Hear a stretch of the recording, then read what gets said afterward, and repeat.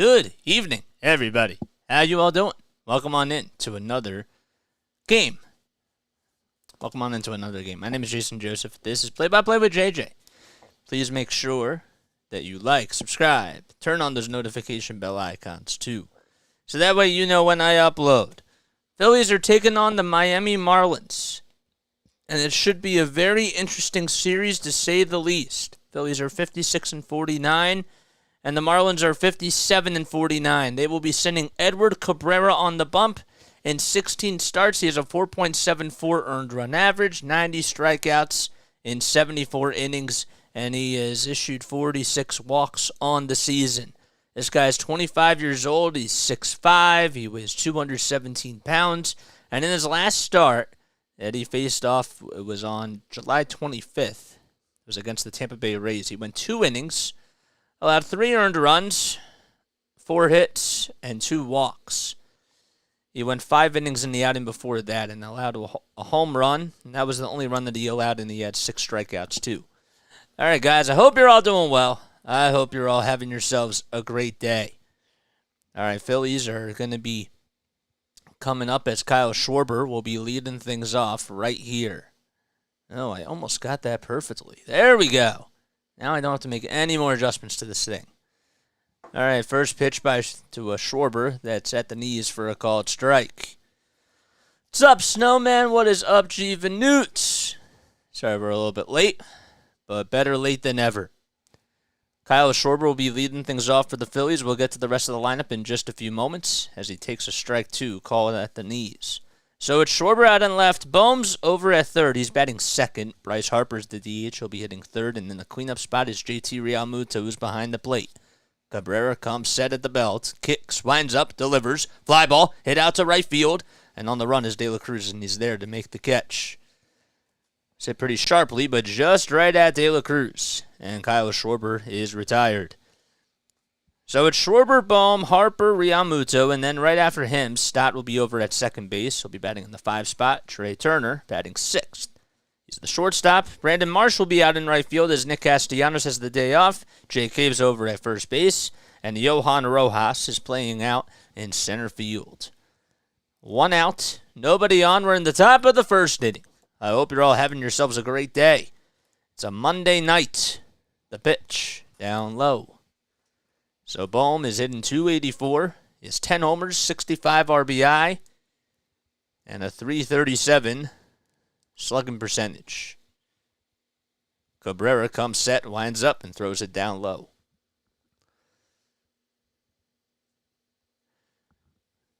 Good, I'm happy that you did that. I'm happy that you dropped your link. 2 balls, no strikes to Alec Bohm. Cabrera comes set just below the letters and throws it inside. G. Vanoots, you're totally more than welcome to do that as well. Cabrera at home this season has a 2.61 ERA. On the road, it's been a 6.81. The 3-0 pitch, that's on the inside corner for a called strike to Bohm. Bohm had 3 RBI to finish off the series yesterday against the Pirates. The 3-1 delivery on the inside corner at the knees for a called strike at 98. There's Skip Schumacher, who's in his first season as the Marlins manager.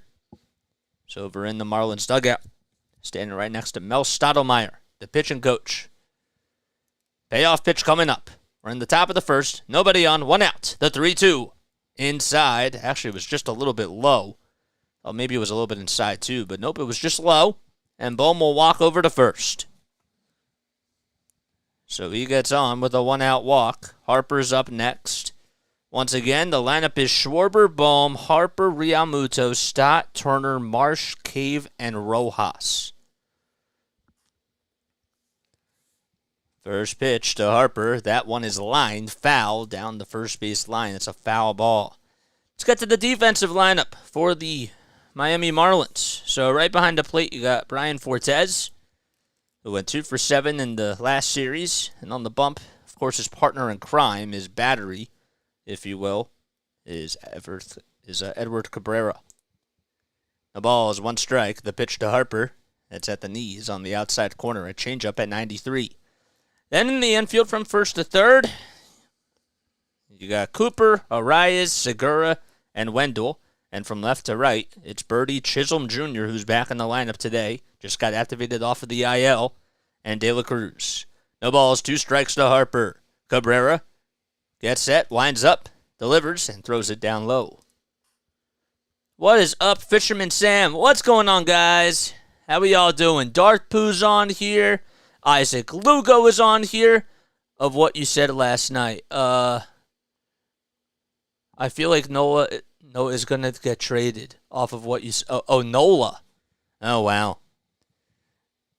1 ball, 2 strikes. The pitch, that's off the plate.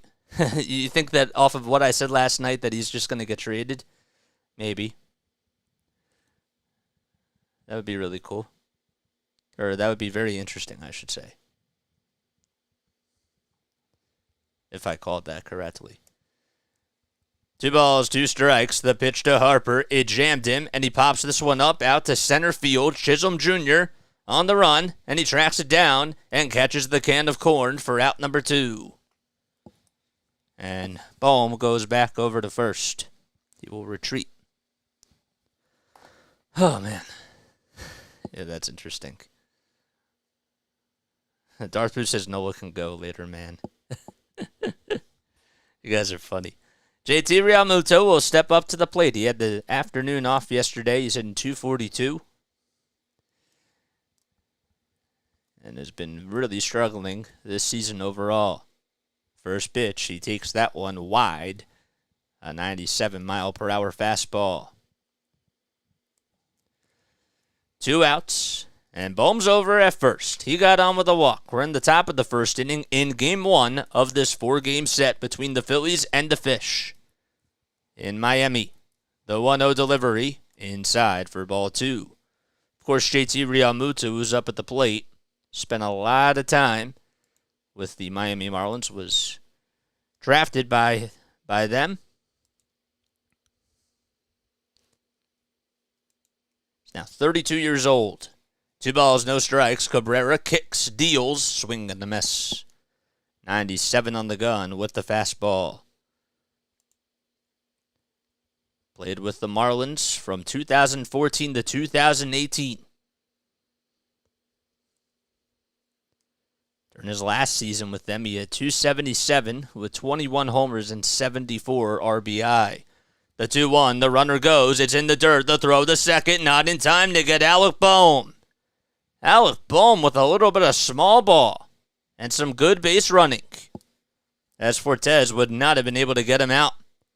And Arias even looks over at him and says, wow, I didn't see that coming. So it's 3 balls, 1 strike. Bohm's over at second. He walked. And JT's up at the plate. It's a 3-1 count. Cabrera comes set, winds up, delivers, and throws it low for ball 4. 2 walks issued in the inning for Edward Cabrera.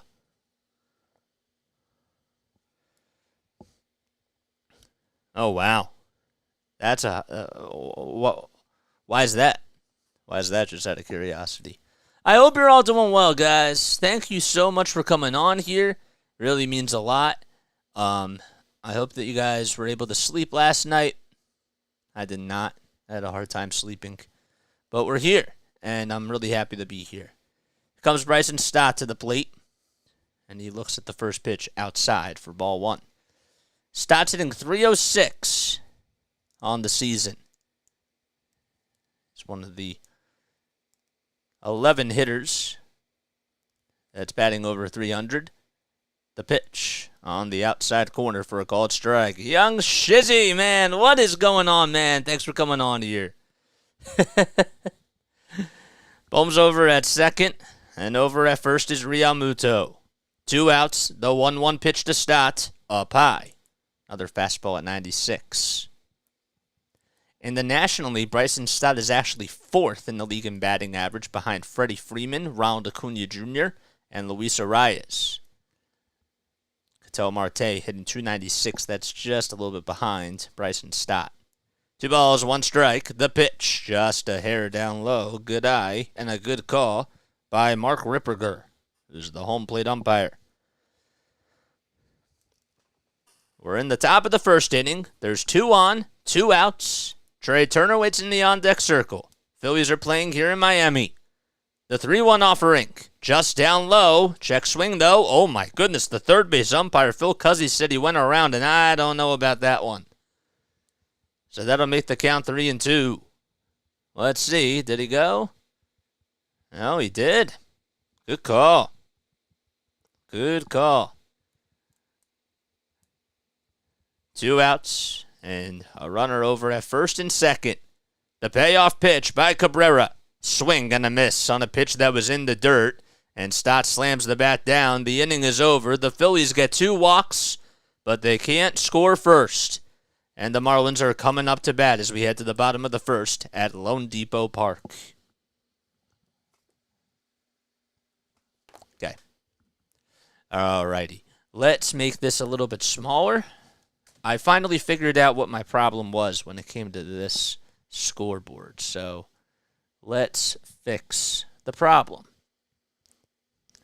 Sorry, we already fixed the problem, and now we have to just adjust this. Hi, guys. Hello. I hope you're all doing well, and I hope you're having yourselves a great Monday night.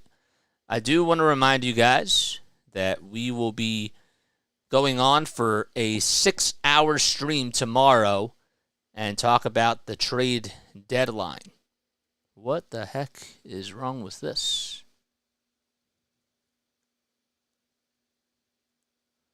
Okay. Well, we're not going to be able to get the full picture of that. Apologize. There's no way we can make that better. Well, that's just going to have to be cut off, but all right. Okay.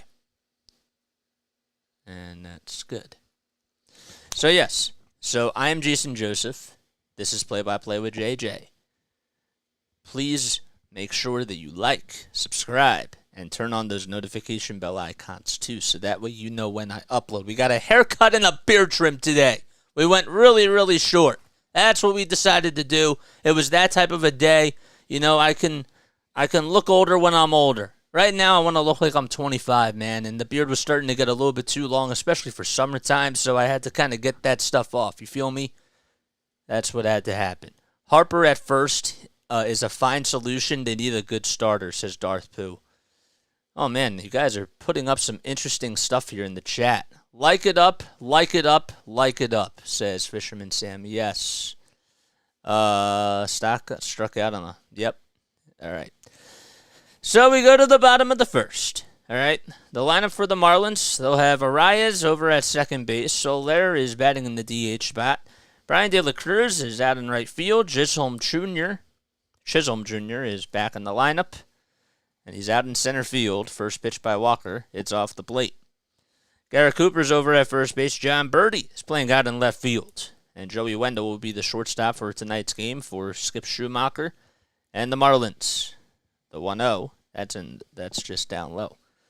Gene Segura will be batting in the 8 spot, and Brian Fortes is batting in the 9 spot. And they'll be catching. 2 balls, no strikes. Walker comes set, winds up, delivers. There's a line drive out to right field, and Marsh will just play that one on a hop, and Luis Arias just continues to be on a tear. Leads the league in batting average as he hugs Jake Cave over at first base. So once again, it's Arias, Soler, De La Cruz, Chisholm Jr., Cooper, Birdie, Wendell, Segura, and Fortes. And Jorge Soler, the All-Star, is coming up. He's DHing tonight, and he takes that one low. Soler is batting .240. He has 24 homers and 54 runs batted in. 1 ball, no strikes. The pitch, grounder. It's hooking foul, though, and it'll stay foul towards the third base side. So Taijuan Walker is 11-4 with a 4.06 earned run average, and he has a 1.27 whip.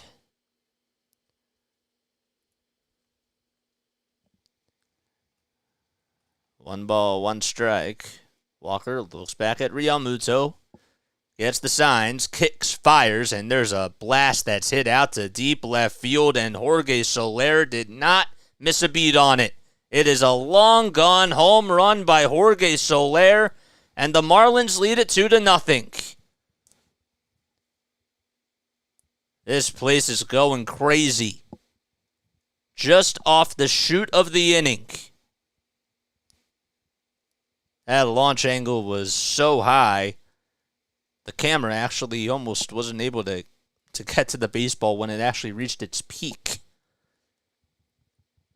Fastball right down the middle, and Jorge Soler just nailed a bomb out to left field.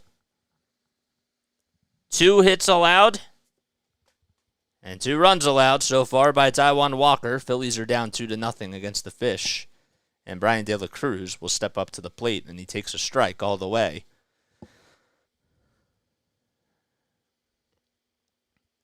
That was a missile. The 0-1 fly ball hit out to right field. Marsh has to back up, and then he backpedals and he makes the catch. Thought it was going to go over towards his right side, and thank goodness he didn't turn over a shoulder or anything, because he put the glove on the right side, then had to put it on the left side as he was backpedaling. Walker is 4-2 lifetime against the Marlins with a 3.48 earned run average in 10 career starts.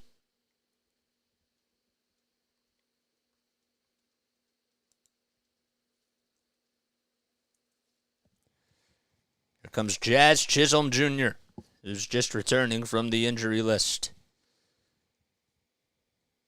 He's hitting .246 with 9 homers, 21 RBI, and he lifts this one out to right field. That's going back to the warning track, and it bounces over the wall.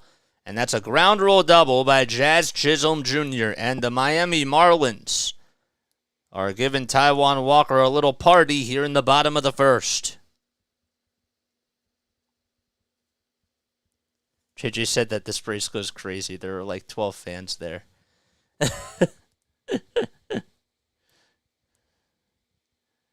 You can still go crazy with 12 fans there. It was really loud. I could see like the Jumbotron and everything and all that sort of stuff.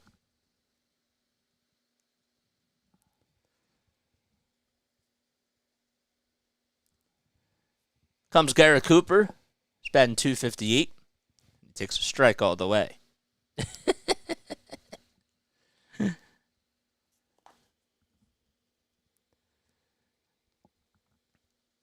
Marlins are 4-6 over their last 10 games, and the Phillies, well, same deal. The 0-1 by Walker, swing and a miss. And that'll make the count 0-2. Cooper hitting .329 with runners in scoring position, and has 6 homers, 36 RBI, and 23 strikeouts. Chisholm leads off over at second. No balls, 2 strikes. Walker comes set at the belt, winds up, and throws it in the dirt. And the count is now 1-2.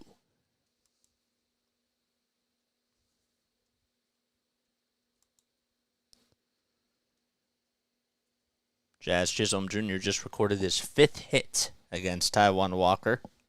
So that makes him now 5 for 11 with 3 doubles, and an RBI.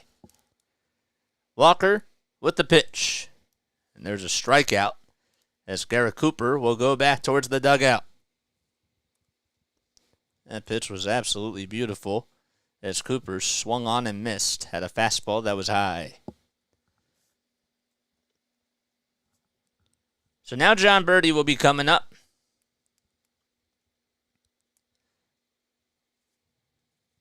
And the first pitch, he'll foul that one off.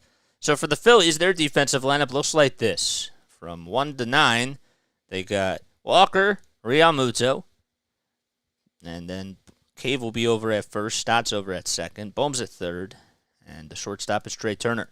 Schwarber's in left, Rojas is in center, and Marsh is in right. 0-1 is the count. The pitch, up high. Birdie over his last 10 games is hitting .485 with 3 doubles, a triple, and 2 RBI. Also 8 runs scored. Chisholm leads off at second. The 1-1 delivery. Strike 2. A splitter at the knees on the outside corner. There's 2 outs in the bottom of the first. The Marlins lead it 2-0, thanks to a 2-run bomb hit by Jorge Soler.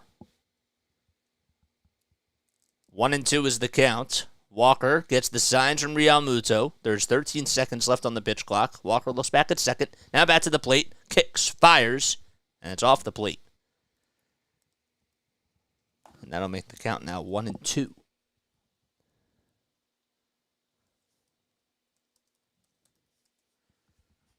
Two balls, 2 strikes to Birdie, a longtime veteran who's now 33 years of age. The pitch in the dirt. And the count is 3-2. Birdie lifetime against Walker. He is 7 for 16. All 7 of his hits have been singles. He struck out 5 times. The payoff pitch, swing and a miss. The splitter ends up striking out John Birdie.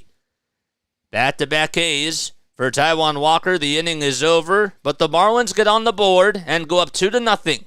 Thanks to a 2-run homer by Jorge Soler, and we head to the top of the second inning in Miami.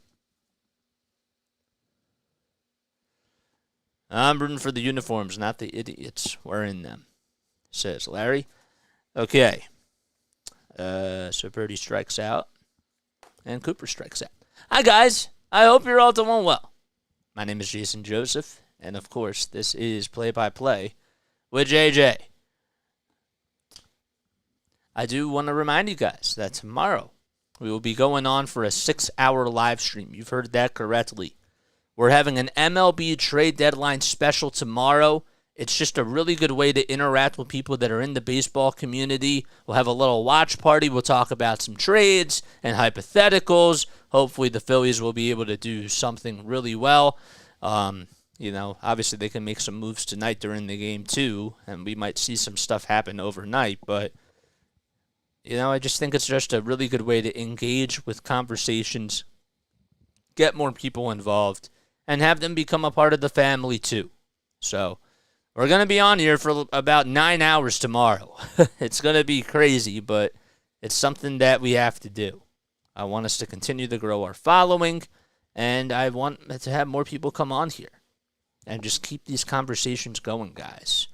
So I'm looking forward to it, and I think that you guys will have a blast.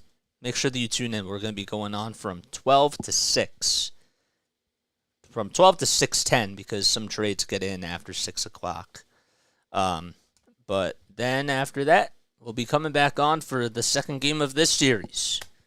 So we'll have a lot of tea with us. Hopefully we'll hear a lot of tea that's going to be spilt for the Phillies in a good way. And yes, we're in the top of the second now. Edward Cabrera goes out there for another inning, and he'll have to face Turner here. It's an 0-1 count. Cabrera winds up at the letters. The pitch, just a hair up high, a curveball at 84. So the Phillies are in their regular away uniforms. Gray outer parts. The red letterings of the Phillies on the front. And the red names on the back, as well as the numbers, the 1-1. It's in the dirt. Marlins, they're wearing their regular home uniforms with the fish logo on the front. Also has a little one on the sleeve, on the left sleeve as well. 2-1, that's inside. White outer part, black letters. The pitch, foul ball, and Turner is now at a full count. We're in the top of the second inning. Phillies trail 2-0. Edward Cabrera is on the bump for Miami. Payoff pitch by Cabrera. Just down low, and Turner takes it all the way, and he gets his way on with a walk. That's the third walk that's been issued by Edward Cabrera. And Turner leads off the inning as he'll go over to first. Brandon Marsh is stepping up to the batter's box. Phillies, the last time that they played the Marlins, which was earlier in the month, they won the first game, and they came back in that 9th inning as Christian Pache That'll be remembered as the Christian Pache game, where he had a big 2-run homer to put the Phillies up in the 9th. The pitch, down low for a ball. They ended their road game winning streak, their longest road game winning streak, the very next day. And they unfortunately lost the series as the Marlins were able to take 2. The 1-0, foul ball.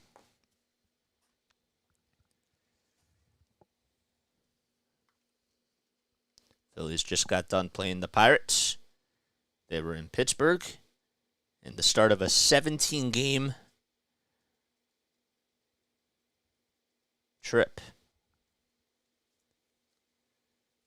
1-1 is the count to Marsh. The pitch, up high and outside for ball 2. They play 17 games in a row. Turner has not been caught stealing this season. He has been picked off 3 times. 2-1, outside and low for ball 3. And now, time is called as Cabrera will have a conversation with Brian Fortes. So Jacob Stallings has the night off. And as we are approaching the trade deadline, one of the main things for the Marlins, the Marlins have been making some moves. They just got David Robertson in a trade with the Mets. But there have been talks about them possibly getting a catcher like Salvador Perez, because that's been a position where they just haven't been able to thrive offensively, and they can be buyers because they believe that they can go pretty far. 3-1 is the count to Marsh. Everyone's back at their spots. The pitch, foul ball. Jorge Soler hit a 2-run homer in the bottom of the first, and that's been the difference of the game so far. There's nobody out in the top of the second. Turner leads off over at first. He walked. Phillies have walked 3 times today. The runner goes, and the pitch is down low, and Marsh will walk over to first base.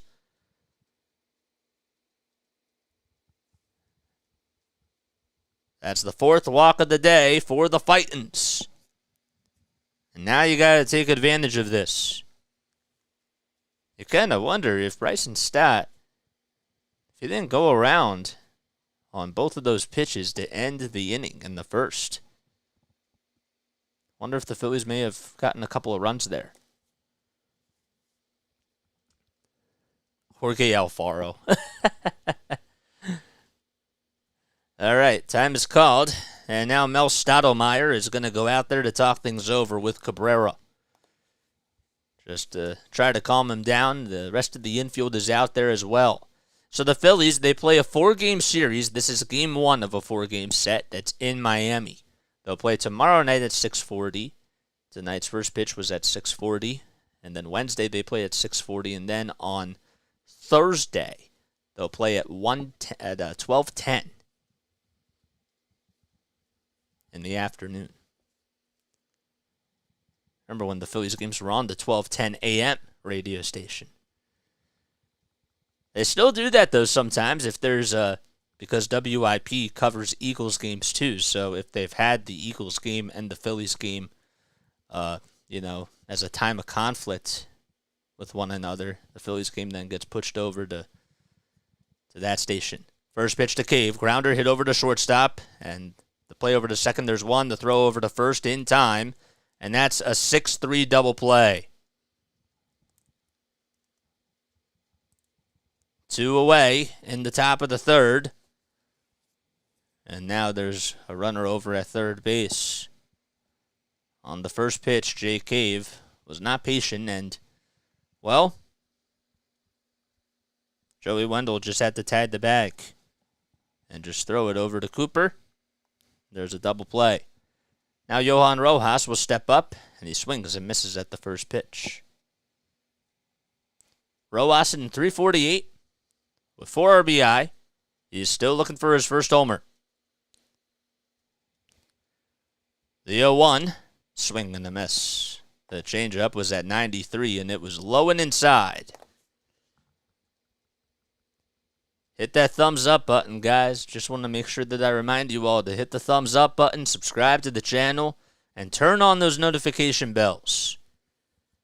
Rojas this season with runners in scoring position and 2 outs. He's 0 for 4 with a couple of strikeouts. The pitch, a bouncer that's foul towards the third base side, and it'll go out of play.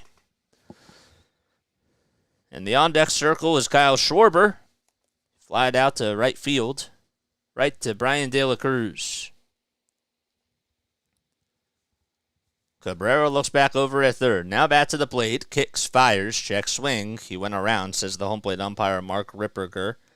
And the inning is over. So the Phillies leave a runner over at third.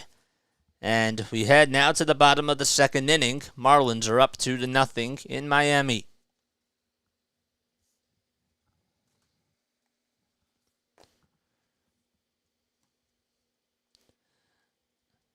Or players on first and second. See, you would think that because you think that it happens a lot to us, and it probably does, but I wonder if... I don't know. I don't know, to be honest with you. Chris Adams wants to know, why do you swing at the first pitch after they walk the first 2 hitters? I don't know. I don't know what to tell you. It's tough, man. But you know what's not tough? Liking this video and subscribing to my channel. That's actually pretty easy. All you just got to do is just hit that thumbs up button, hit that subscribe button, that red icon that's right below the video, and turn on those notification bells. That's easy. That's not hard. But yes. Okay. What inning are we in? The bottom of the second? Yes. Joey Wendell, Gene Segura, and Brian Fortes are coming up. Okay. I want to get Joey Wendell on here.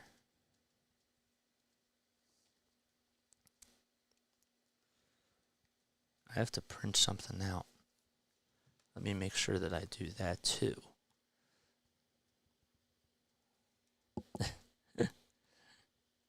It's funny.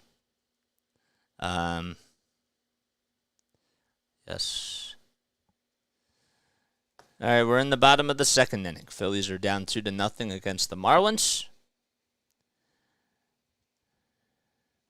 And the Marlins will have Wendell, Segura, and Fortes leading things off in the bottom of the second inning. The Marlins, they got 2 runs on a 2-run homer that was hit by Jorge Soler. It was back in the bottom of the first. We're at Lone Depot Park, and Walker throws a splitter that's at the knees for a called strike to Joey Wendell. He's batting on the left side, doesn't wear any batting gloves, and he'll take that pitch up high. I've always wondered, sometimes you see Bryce Harper out there not wearing batting gloves, and sometimes he goes with a different type. I wonder if that's just a mood thing or if that's just a feel type of a thing or what. The 1-1, it's a chopper. That's fouled off. I remember Evan Gattis and Hunter Pence were some strong dudes that never wore batting gloves, and, it's just interesting.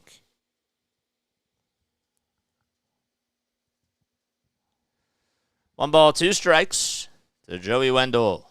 Walker kicks, deals. Strike 3 called. A splitter at the knees over the center of the plate. And Taijuan Walker gets his 3rd strikeout in a row. 1 away in the bottom of the second.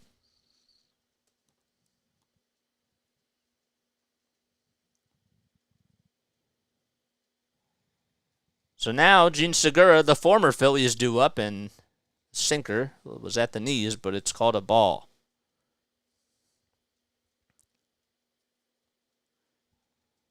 Segura hitting .222 on the season. The pitch by Walker. Splitter that's in the zone for a called strike. 1 ball, 1 strike. Walker kicks, fires, and throws that one low. Went back with a splitter that time.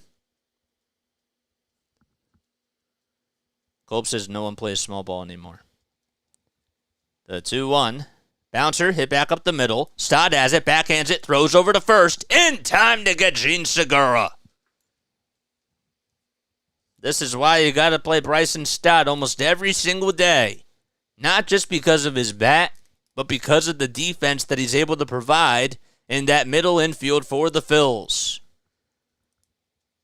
2 gone in the bottom of the second. And now Brian Fortes will be due up, and he takes a hack at the cutter and swings and misses pretty badly on it. No balls, 1 strike. There's a curveball thrown by Walker. It's off the plate. Marlins are up 2-0. We're in the bottom of the second inning. There's 2 outs. Bases are empty. It's 1 ball, 1 strike to Fortes, who's the 9-hitter, and is catching behind the plate. The 1-1 grounder hit over to third base. Backhanded by Bohm. He gathers himself. Throws over to first. And Fortes is out, and the inning is over. 1, 2, 3 go the Fish. And we head to the top of the third. Phillies are down 2-0 in Miami. Okay. All right, guys. I hope you're all doing well, and I hope you're all having yourselves a fantastic evening. I'm Jason Joseph. This is Play-by-Play with JJ. And if you enjoy baseball as much as I do, if you love the Phillies as much as I do, or if you just love sports as much as I do, feel free to hit that like button. And feel free to subscribe to the channel. We got a haircut today. We got a beard trim today. We're trying to, just clean up a little bit. You know what I'm saying? Just make ourselves look a little bit younger because I'm going to be 25, man. August 10th. August 10th, 25. So we got to keep up with that. I can look older when I'm older. In the winter, I can look like a lumberjack, and I like that. But yes, Tim Balker says this team is so frustrating. I'm with you. But you know what's not frustrating? You guys being here. I'm happy you guys are here. Larry, I was talking about that last week with my dad. That's my birthday too, says Chris Adams, but I'll be 44. That's cool, man. Happy early birthday to you. Wow, we celebrate the same day. You can't stand this team? Stuff. It's hard when they're not playing well. But when things are going great, they're going great. Okay, we heading out to the top of the third. Speaking of birthdays, how about a happy birthday to AJ Green? Evgeny Malkin, his birthday's today. Man, hockey player Evgeny Malkin. Victoria Azarenka. It's also her birthday. DeMarcus Ware was born on this day too. And Mark Cuban. Happy birthday to Mark Cuban. So we lead off the top of the third as Kyle Schwarber's coming up. And Cabrera comes set, winds up, and throws it off the plate and outside. You too. Keep up the good work, JJ, says Chris Adams. I appreciate that, man. And I really appreciate you for coming on here and for being consistent. Time is precious. And it means a lot to me. 1-0 is the count to Schwarber. And he takes the next pitch downstairs. You loved the 2022 Phillies?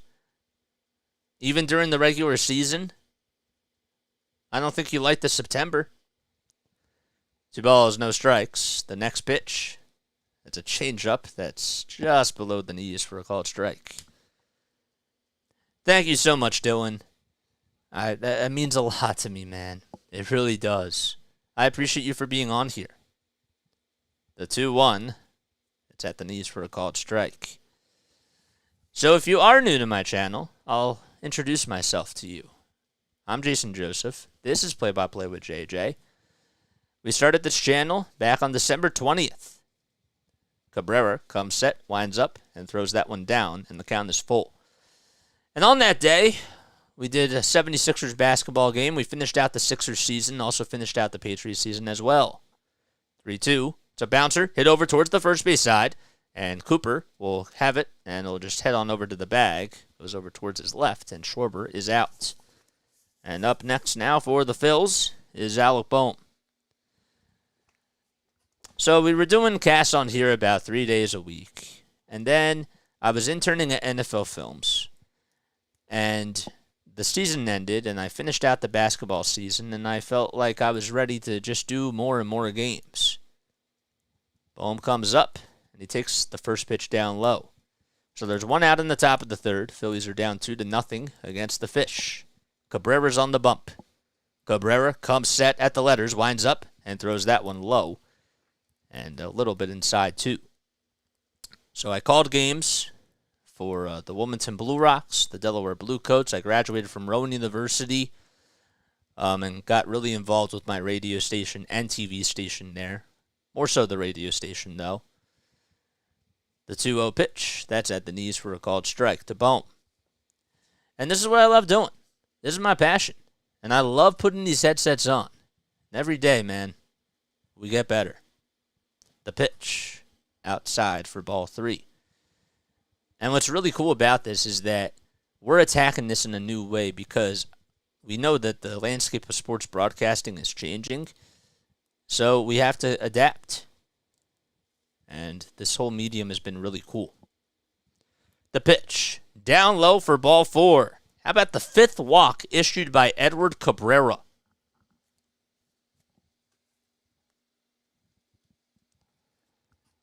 That's a 1-out walk. And Bohm walks for the second time today.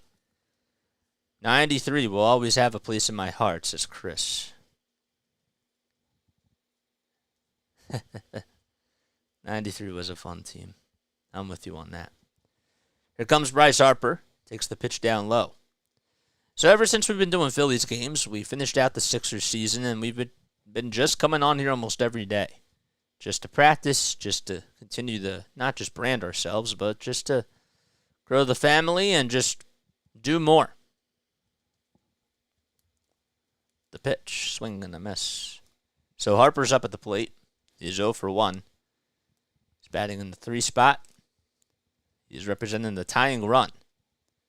The 1-1 ground ball hit into right field for a base hit. And Bohm will stop over at second base as Brian De La Cruz just threw a cannon over there. And Bryce Harper gets the first hit for the Phillies tonight.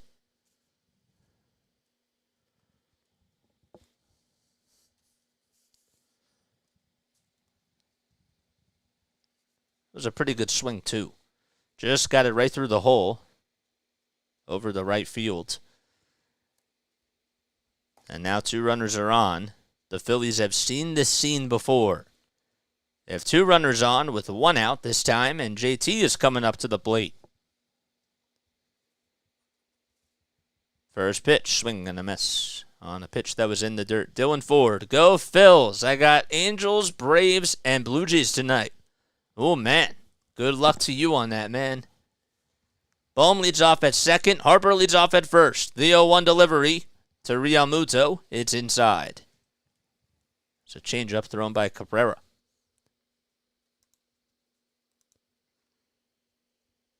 So Edward Cabrera, he's 25 years old, from Santiago, Dominican Republic.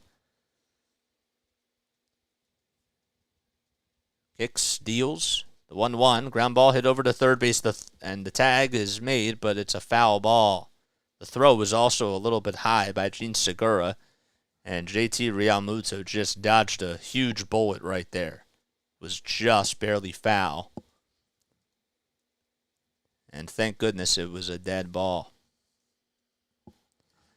So there's runners over at first and second. It's 1 ball, 2 strikes to Realmuto.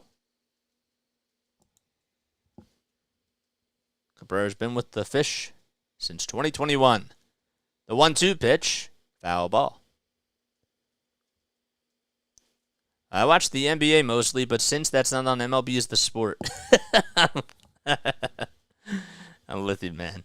It's fun. You know, I'm a big NBA fan. You know, I like the NFL. I like the NHL. I like Major League Baseball. I like it all. The pitch, down low, and in the dirt for ball 2. Bryson Stott waits in the on-deck circle. Phillies had a game earlier this season where they scored. It was actually the first time that they played against the Marlins. They scored so many runs. And a lot of people came on here and were like, they should just save runs for the very next day. 2-2. It's a ball, and it gets away from the catcher, and the runners are going to go over to second and third, as Fortes had to go over towards the Phillies dugout just to get the baseball, and that gets rid of the double play depth. So Bohm's over at third, Harper's over at second. Good job by JT just telling them to go, go, go.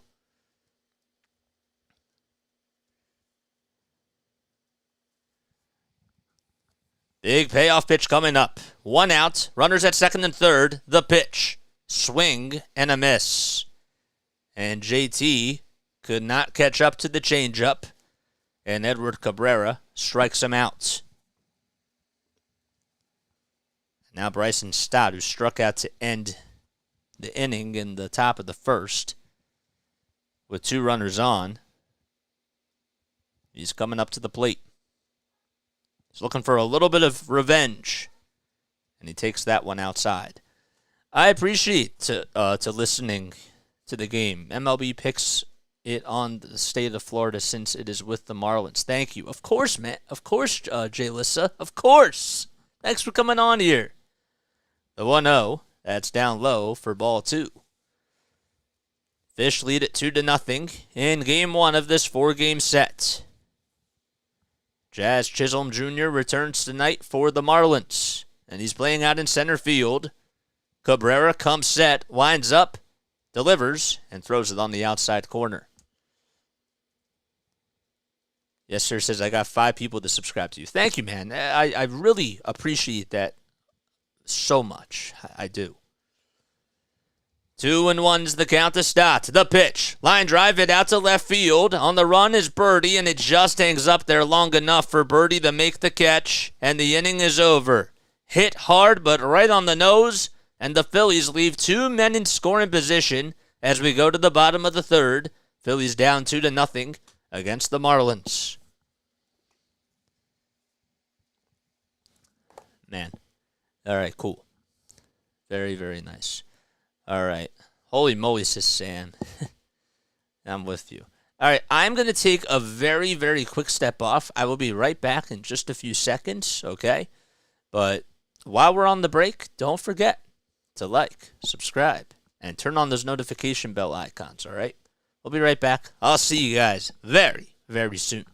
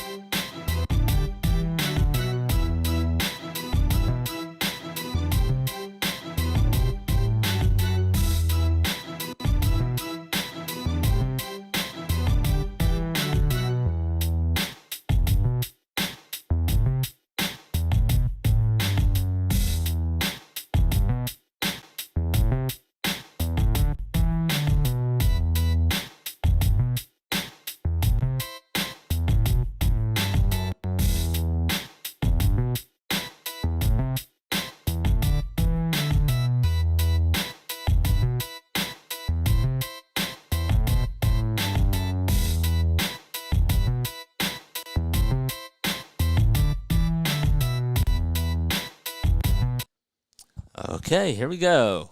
Larry says, can the Phils put 2 on base all 9 innings, but not score?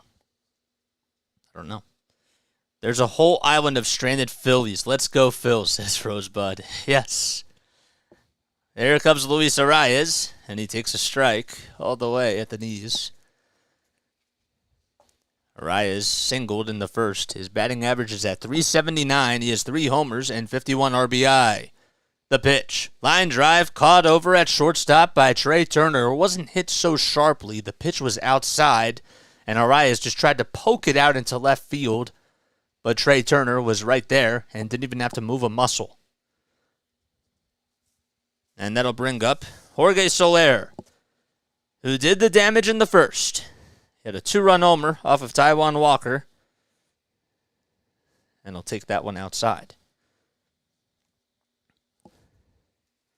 1 ball, no strikes. The pitch outside. And in the dirt as well. Soler played for the Cubs. and got traded to the Royals. 2-0, that's just a little bit low. And then he was traded to the Atlanta Braves when they went to the World Series. That was the year. And he ended up helping them win the World Series as Ronald Acuna Jr. was out for the season back in May. 3-0, that's on the outside corner. Walker not wasting any time. He then signed with the Marlins back in last year's offseason. The 3-1. Ground ball, diving, stop by Bohm. The throw over to first. Oh, man, it was not dug out by Jay Cave. It was almost a spectacular play by Alec Bohm. He made a pretty good throw over to first, but Jay Cave could not dig that one out and pick it off. Wonder if they'll just rule that as an infield single, but a good diving stop by Alec Bohm. It was actually in between a slide and a dive. But he was playing towards the line and got up, made a throw over to first, and Cave, well, the ball just ended up hitting his wrist. So Brian De La Cruz is up. There's a runner over at first. 1 out in the bottom of the third. De La Cruz lined out in the first inning.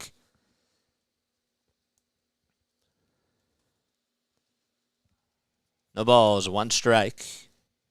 10 seconds left on the pitch clock. Walker gets set, kicks, deals, and it's down low. Just tuned in, and they're already getting smashed as BJ. 1-1 is the count. Walker gets the signs from JT, hesitates a little bit, the pitch. Fly ball hit out to left field. De La Cruz thought he got it. It gets way up there, though, and Kyle Schwarber takes 3 feet over towards the plate, and he makes the catch. Got way underneath that one. So it was ruled as an infield single, according to Larry, and it doesn't surprise me. Over Walker's last 9 starts, he's 7-1. Opponents are hitting .205 against him. He has a 2.43 ERA as well. And Jazz Chisholm Jr. will pop the first pitch up that he sees. Bohm on the run in foul territory, and he makes the catch. Good play by Alec Bohm as he turned over his shoulder and made a backhanded catch. And Kyle Schwarber gives him a little bit of love. No runs, 1 man left. And we go to the top of the 4th in Miami. Phillies trail 2-0.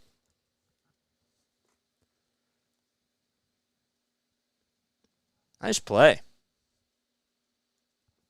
Okay. It was a nice play. Okay, let me take a very quick second to acknowledge those of you that are just tuning in. All right? Welcome to the channel. My name is Jason Joseph. This, of course, is Play-by-Play with JJ. I hope you're all having yourselves a great day. We're in the middle of calling a Phillies game, as the only 2 runs that were scored were from the Miami Marlins. That was back in the bottom of the first on a 2-run homer hit by Jorge Soler. And that's been the only offense so far. We do almost every single Phillies game on here. We do 76ers basketball, Flyers hockey, Patriots football, do a lot of content. We don't just do play-by-play. We also have a podcast that we do almost every week now on Fridays. They air at 5 o'clock on Fridays. It's called Sharing the Mic with JJ, where we get talent, YouTubers, people that are in the business of radio and sports. We get all different types of people on here. I do really think that you're going to like our new guest that'll be coming on next week. She's a very good friend of mine, and I think that you'll really like her, for sure. So, that's all I'm going to say. I like to surprise you, because I think that it's good to come up with surprises and have you guys look forward to something. Top of the 4th inning. Heimer Candelario just got traded to the Cubs for Kevin Made and DJ Hertz. And they're going to Washington. How about that? Tomorrow's the MLB trade deadline. We'll be on here for 6 hours tomorrow, having a little watch party and talk about trades that are going on. Hopefully the Phillies will make some moves. No balls, 2 strikes to Trey Turner, who walked in the second and is hitting .242 with 10 homers, 34 RBI. Edward Cabrera comes set, winds up, and delivers, and throws it in the dirt. Turner did walk back in the second inning. I literally just bit my tongue. We got 31 people on here watching. The 1-2. Line drive into left field for a base hit. And Trey Turner gets on with a single. Birdie gets over towards it, and he'll throw it to the cutoff man. And Turner, that's the second time today that he has led off an inning and gotten on base. Pretty good swing, too.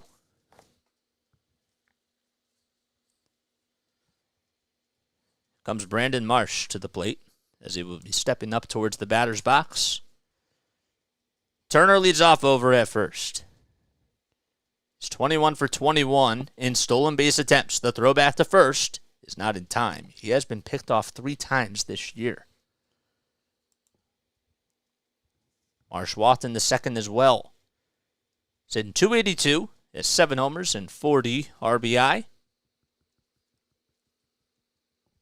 Cabrera comes set at the letters, winds up, delivers, and there's a fly ball hit out to left field. It's slicing foul, and it'll just stay foul as it hit the wall out in left field, and Marsh has to go back to the plate. As he says, I tried, and gives a little laugh, and we'll head back over towards the dugout. Head back to over to home plate. Did I really just say the dugout? Wow. Marsh over his last 7 days. He's 3 for 15 coming into today. Cabrera winds up and throws it down low and inside. He's 4 for 20 this season against the Marlins with 7 strikeouts, a home run and 2 RBI. Cabrera with the pitch off the plate and way outside. Steven Okert is getting loosened up in the Marlins bullpen. Phillies have had their opportunities and haven't been able to get on the board yet. The 2-1 outside for ball 3.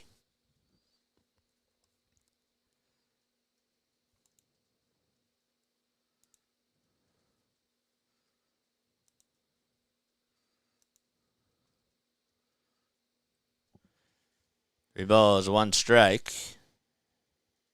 Cabrera gets set, kicks, fires, and throws it outside, and Marsh walks over to first. 2 runners on. There's runners over at first and second, and Skip Schumacher is going to come out there, and that's going to be it for Edward Cabrera, who's responsible for the runners over at first and second. There's still nobody out. We're in the top of the 4th inning. Cabrera, with his bright red glove, will get the baseball from Skip Schumacher. And we have a pitching change here in Miami, as the Marlins and Phillies will be right back in just a little bit. Cabrera's 6'5". Oof. Okay. So, how many people do we have on here? Let's see. We got 20 people on here. 2 base runners for the 4th consecutive inning. Yes. Hi, guys. If you're new to my channel, my name, of course, is Jason Joseph, and this is Play-by-Play with JJ. Welcome aboard. I'm a broadcaster from South Jersey who graduated from Rowan University last spring, and I started this channel while I interned at NFL Films in December of 2022. If you love baseball, if you love football, basketball, and hockey as much as I do, or if you love broadcasting as much as I do, you're totally more than welcome to like, subscribe, and press that bell icon and enjoy all the Phillies, Patriots, Sixers, and Flyers content that we do on here. Fisherman Sam says, come on now. Same thing last time. If we don't get anything here, I don't know what to say. Well,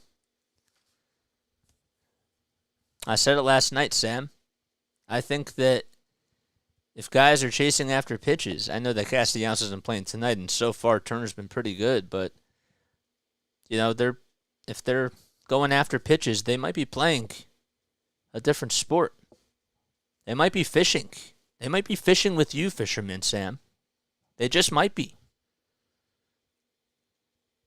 Steven Okert will come in to pitch for the Marlins. He has a 3.16 earned run average, 50 strikeouts, and 14 walks allowed in 37 innings. We got 33 people on here. Edward Cabrera threw 76 pitches, allowed 6 walks and 2 hits, but had 3 strikeouts in 3 innings of work. Jake Cave, who grounded into a 6-3 double play his last time up, he'll come up and he'll show bunt at the first pitch. He knocks it down. The runners go. The throw over to first. It's in time, but the job is done by Jake Cave. And the sacrifice is successful, as Brian Fortes was able to get over towards the ball right in front of the plate, and he charged it over to first, and Jake Cave was out, but he gets high fives in the dugout. That was a very good bunt. I was really shocked that he was able to just lay that one down. He extended the bat because the pitch was a little bit outside, and he was hustling as fast as he could. Comes Yohan Rojas. Marsh is over at second. Turner's at third. Okert lines up, delivers, and throws a fastball at the knees for a called strike. So Turner is over at third. He's singled. And Marsh is over at second. He walked. Phillies with a base hit can tie the game. The pitch inside for ball 1.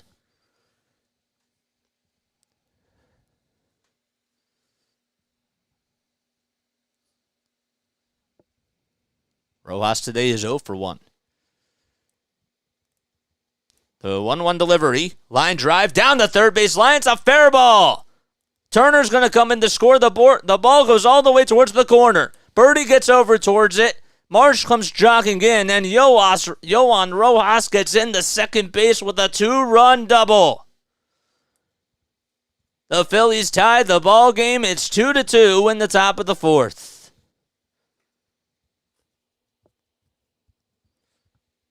Fastball down the middle, and Yohan Rojas was just able to keep it fair. Segura was not playing towards the line. It almost hit the third base umpire, Phil Cuzzy, as he was just trying to play some dodgeball and get out of the way. But of course it was fair, so it wouldn't have hit him anyways.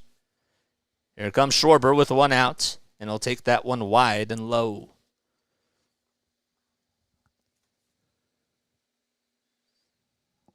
We are tied 2-2. It's a brand new ball game in the top of the 4th. Kyle has lined out and grounded out. Rojas leads off at second and gets RBI number 5 and 6 on the season. Okert winds up, delivers, and throws it on the inside corner for a called strike.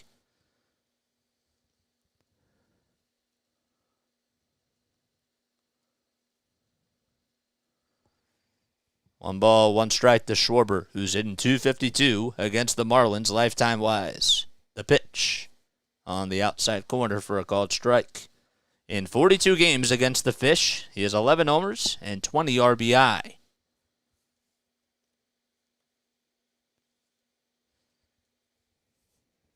The 1-2 delivery upstairs.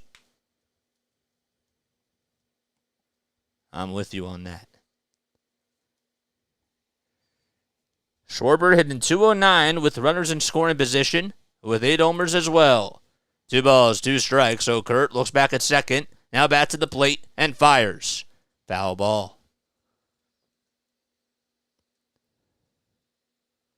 Why Patriots instead of Eagles? Everything else is Philly. It's a long story. I got into football when I was a little bit older. I didn't get into football when I was young. The 2-2. It's off the plate. First game I watched was a Patriots game.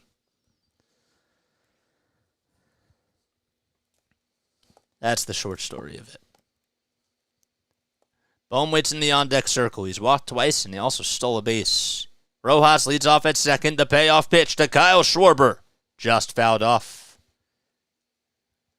That was a defensive swing that Schwarber had as the pitch was coming in inside and high.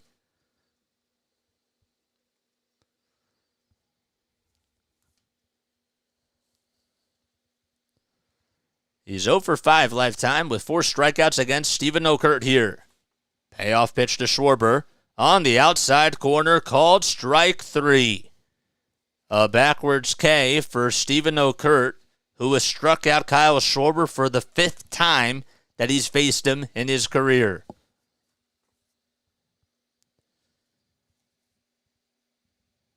Good pitch. He went with a fastball in the outside corner. Not too much movement on it. Just a standard 4-seam fastball at 93. Phillies trying to take the lead. Johan Rojas, who tied the game on a 2-run doubles, over at second. Bohm at the plate. The pitch. Foul ball into the glove for strike 1.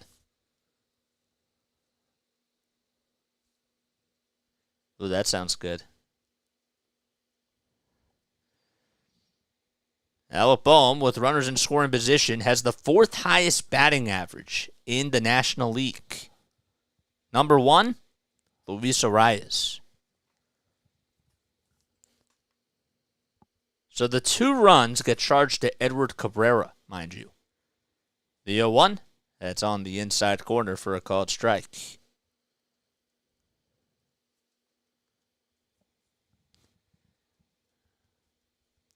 The ball is 2 strikes to Bohm. Okert gets set. Kicks, deals, and there's a fly ball hit out to right field. That's hooking foul, though, and it just goes into the seats. Not too big of a crowd here at Miami at Lone Depot Park. But because it's an indoor arena, it does get very, very, very, very, very loud. But you can imagine how loud it would be with a full capacity crowd. The 0-2, inside.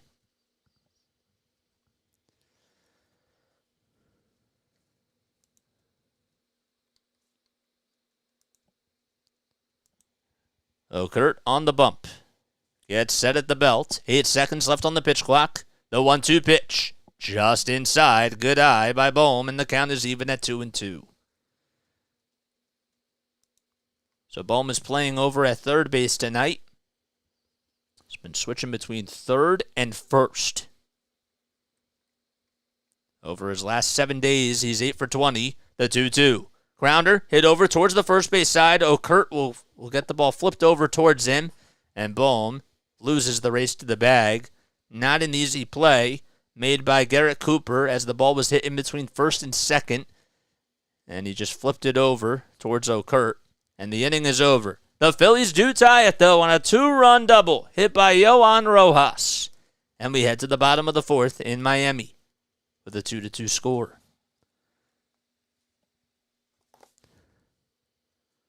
What's up, Megan? Thanks for coming on here. Hello. Hello, hello, hello.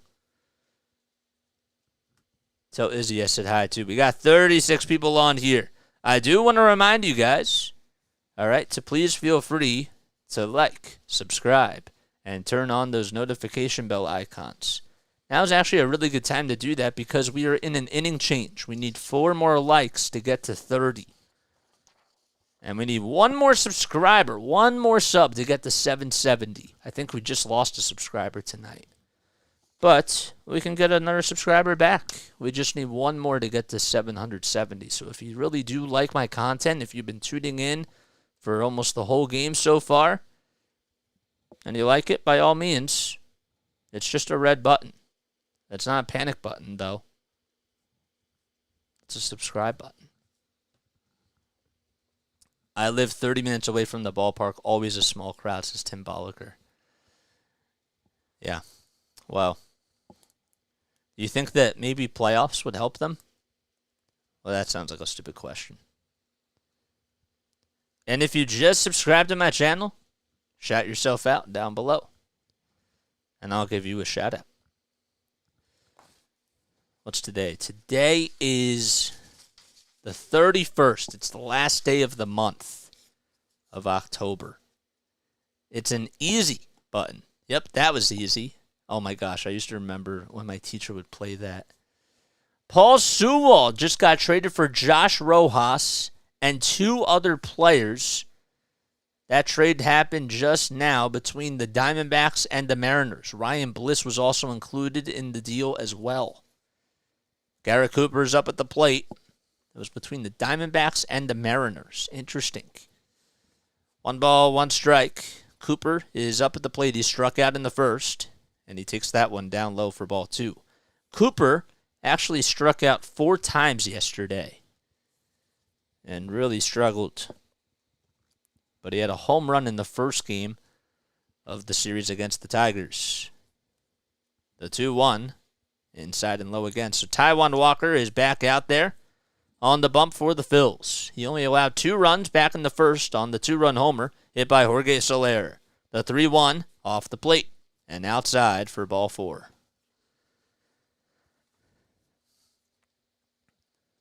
So Cooper will walk over to first.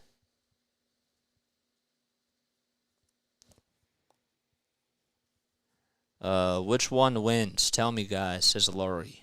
What's up, Laurie? Thanks for coming on here. I appreciate that. Don't know. It's tied. John Birdie is due up. He's out in left field tonight. And Walker winds up and delivers and throws it wide.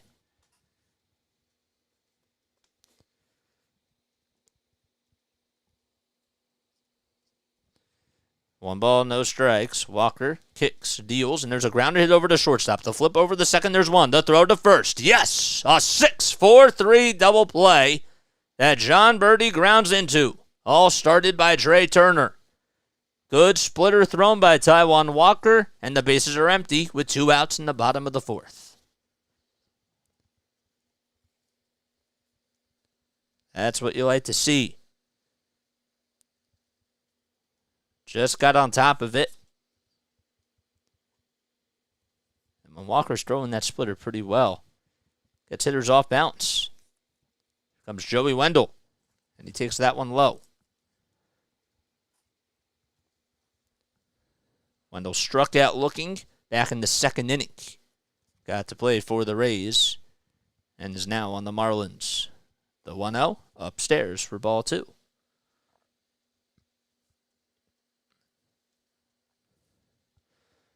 Two outs in the bottom of the 4th inning. Nobody on. The pitch. Lotaleka was a little bit outside, but it's a called strike.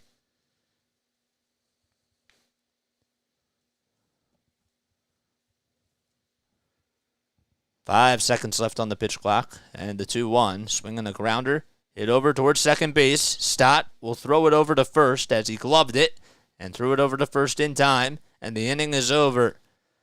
Well, the Phillies were able to get a double play ball thrown by Taijuan Walker, and we head now to the top of the 5th as we are tied 2-2.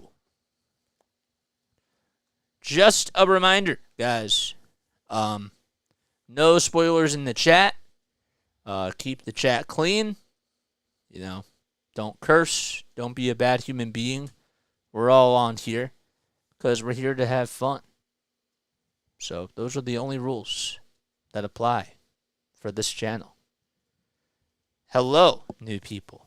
Hello and welcome on in to Play by Play with JJ. My name is Jason Joseph, and we cover Phillies games. We do baseball, basketball, hockey, and football. Did I say football? I hope I didn't just repeat myself.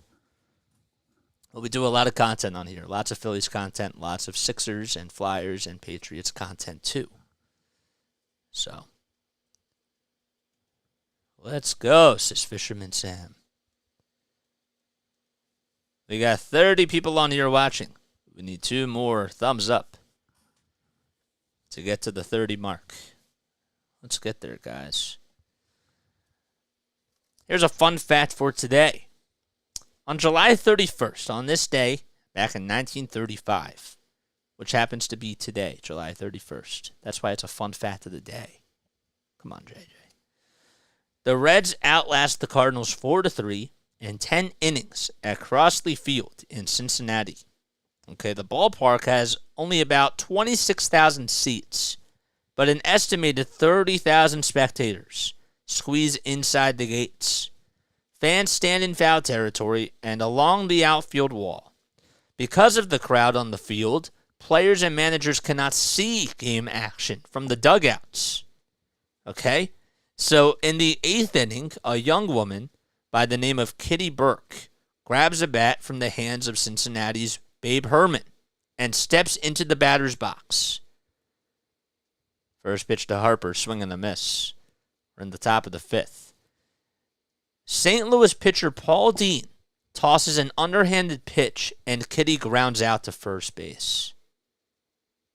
That's wild.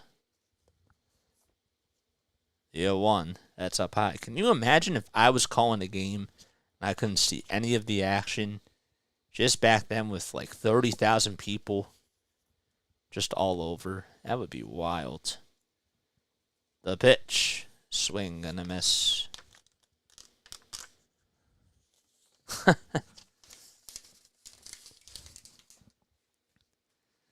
Harper singled in the 3rd. We're in the top of the 5th inning. Phillies tied 2-2. The 1-2, swing and a miss. The slider was thrown outside. Stephen Okert was able to get his second strikeout of the game. Can you guys believe that tomorrow is the first day of August? Where does this time go? Where does it go, guys? 1 out in the top of the 5th. And that'll bring up JT Realmuto to the plate. Okert gets set and throws it wide.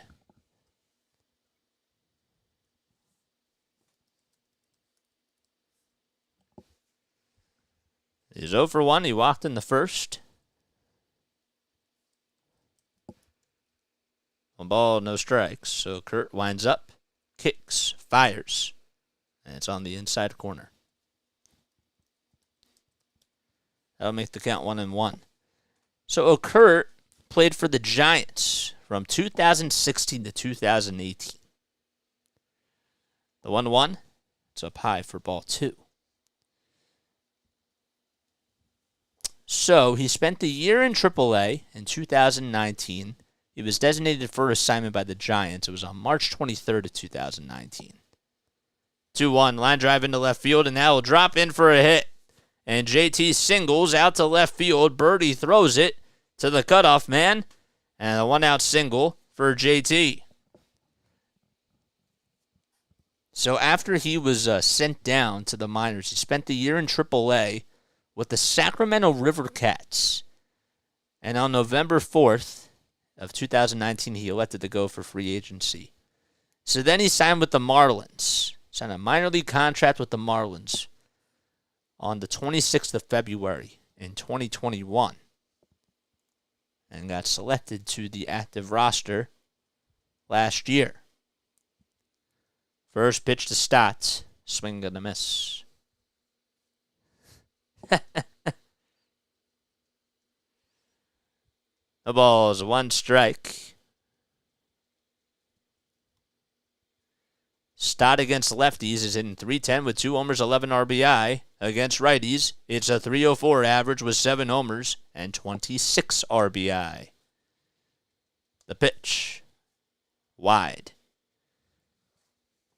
Okert is 28 pitches. Was born in Riverside, California.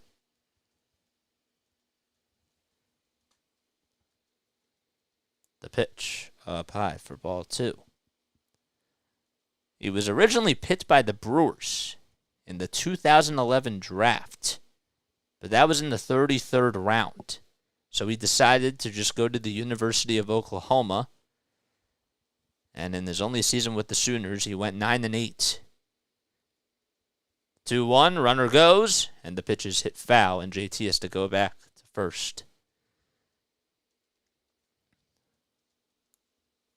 He had 78 strikeouts that year and 30 appearances with a 3.07 ERA.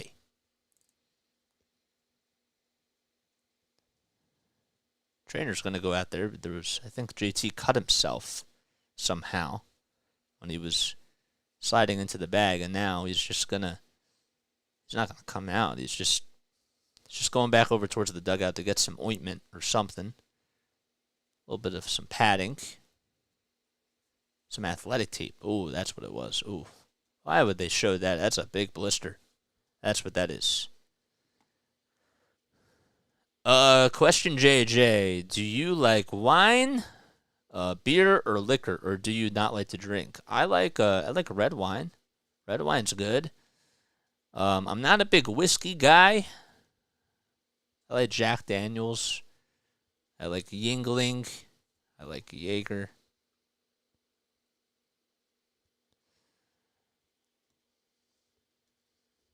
I like Dogfish Head, too. 2-2 is the count to start. The pitch. Fly ball hit out to left field. It's hooking, just foul, and Birdie's there to make the catch. As he almost slammed into the wall, and JT has to go back over to first. Looked like it was actually slicing foul, but forgot to mention that Birdie actually caught it in fair territory and just almost slid on into the wall, but was able to get the throw off while he was in motion. It's pretty impressive. Here comes Trey Turner. 2 outs and a runner over at first. And Turner takes a pitch at the knees for a called strike.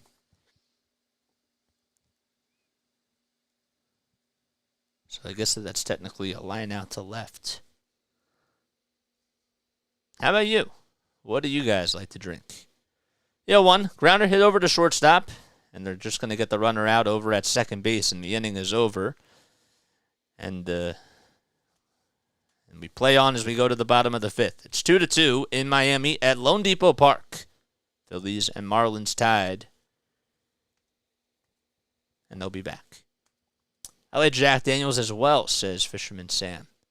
Yes, which flavor is your favorite? Just out of curiosity. How many people do we have on here now? We got 36 people on here. Awesome stuff. All right. Let me make sure that I have this correct. Okay, I do.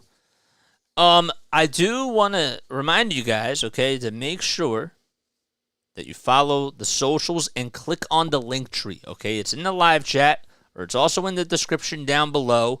On the LINKTREE, you'll find me on Facebook, Instagram, TikTok. We're all over the map, even though we're here in South Jersey on planet Earth. But social media-wise, we are all over. We're on TikTok. We're on Twitch. We're on so many platforms. But make sure that you follow all the social medias in the LINKTREE down below, because we post a lot on there. We really do. So, Megan drinks anything that has alcohol. Oh, boy. Interesting. Hopefully you're not under the age. I'm kidding.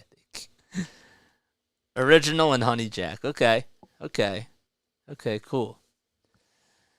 Yeah.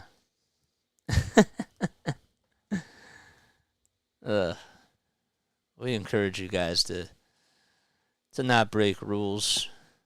But of course, sometimes I want to try something out. We just got back from Tennessee. Root beer moonshine is amazing. Oh boy, where in Tennessee did you go, Chris? If you don't mind me asking. Kill Mary or nah? Never mind. Bloody Mary? Is that what you were asking? All right, 39 people on here. I'm Jason Joseph. This is Play by Play with JJ. And we go now to the top of the 5th inning. So, the only offense that was provided today was a 2-run homer hit by Jorge Soler. It was in the bottom of the 1st. That put the Marlins up 2-0 against Taijuan Walker. And then for the Phils, they had a 2-run double that was hit by Johan Rojas. Back in the top of the 4th. That's been the only offense today. Oh, man, we lost another subscriber. Here comes Gene, who takes that one low and away for ball 1. 8, 9, and 1 are due up for the Fish in the bottom of the 5th. Walker comes set at the belt, lines up, and throws it low. and the count is 2-1. So Walker already has 55 pitches. We're only in the bottom of the fifth. We just started off the inning. The pitch. Just on the upper third of the zone for a called strike in the eyes of Mark Ripperger.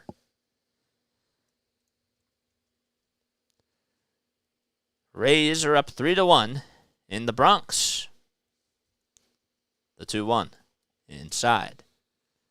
That game's in the top of the fourth inning. The O's also are up 4-0 in Toronto. Game's in the bottom of the third. 3 balls, 1 strike. The pitch. That ball is skied out to left field. Schwarber running towards the line. He gets underneath it, stops, and he makes the catch. That was up there for quite a long time, and Segura pops out. So the Phillies, as far as their head-to-head record goes against the Marlins, okay, they have 2 wins. They've hit 8 homers off of the Marlins. Marlins have hit 9. Marlins have scored 29 runs. Phillies have scored 31. It's a 2-2 game, and Fortes is coming up. Walker throws it on the outside corner. The 0-1 down in the dirt. And the count is 1-1. What's going on, Eric? Thanks for coming on here, man. Bottom of the fifth. 1 out. Nobody on. Walker kicks, deals, and it's low.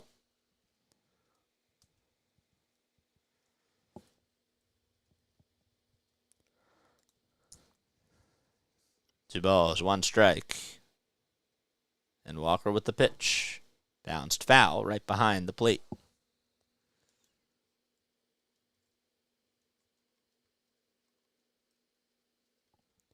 Two and two with 1 out and nobody on. Walker gets set, winds up, and delivers a pie. And the count is full. Payoff pitch. Strike 3 called. A cutter that was over the middle of the plate, and Taijuan Walker gets his 4th strikeout of the game.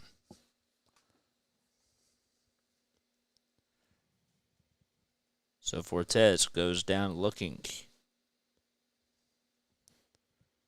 And there's now 2 outs. Comes Luis Arias as he pokes that one right through the hole in between third and short. And Kyle Schwarber gets over towards the ball. Arias gets on with an opposite field single. You like Walker's pitches? I know you are going to do a marathon broadcast tomorrow for the trade deadline, but what is our biggest need right now? Our biggest need right now, I'd say, is a left fielder. But I think that you have to get more offense, personally. Jorge Soler due up, and he swings and misses at the first pitch. I think that's the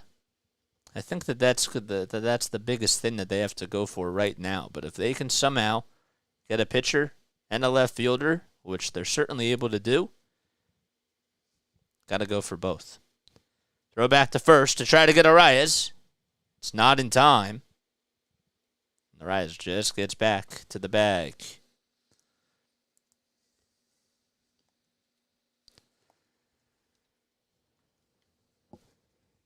No balls, 1 strike to Jorge Soler, who's 2 for 2. He had the homer back in the first. The 0-1 offering. Up. On the upper third of the zone for a called strike. Caught me a little bit off guard.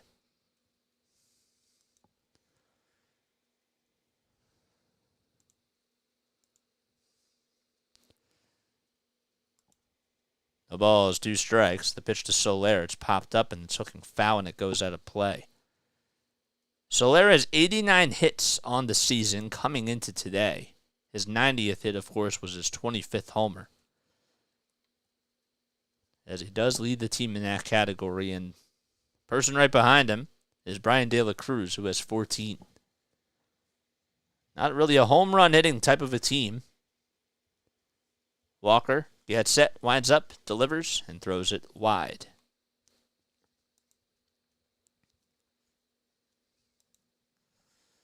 1-2 is the count to Soler. Walker gets set at the belt. Gets the signs. 3 seconds left on the pitch clock. Throws back over to first and disengages with Arias, but the throw is not in time. Jorge Soler with 159 career homers. It's a lifetime 241 average, 433 RBI, and got his 700th hit today. Now his 701 hits in his career. The 1-2. Down low for ball 2.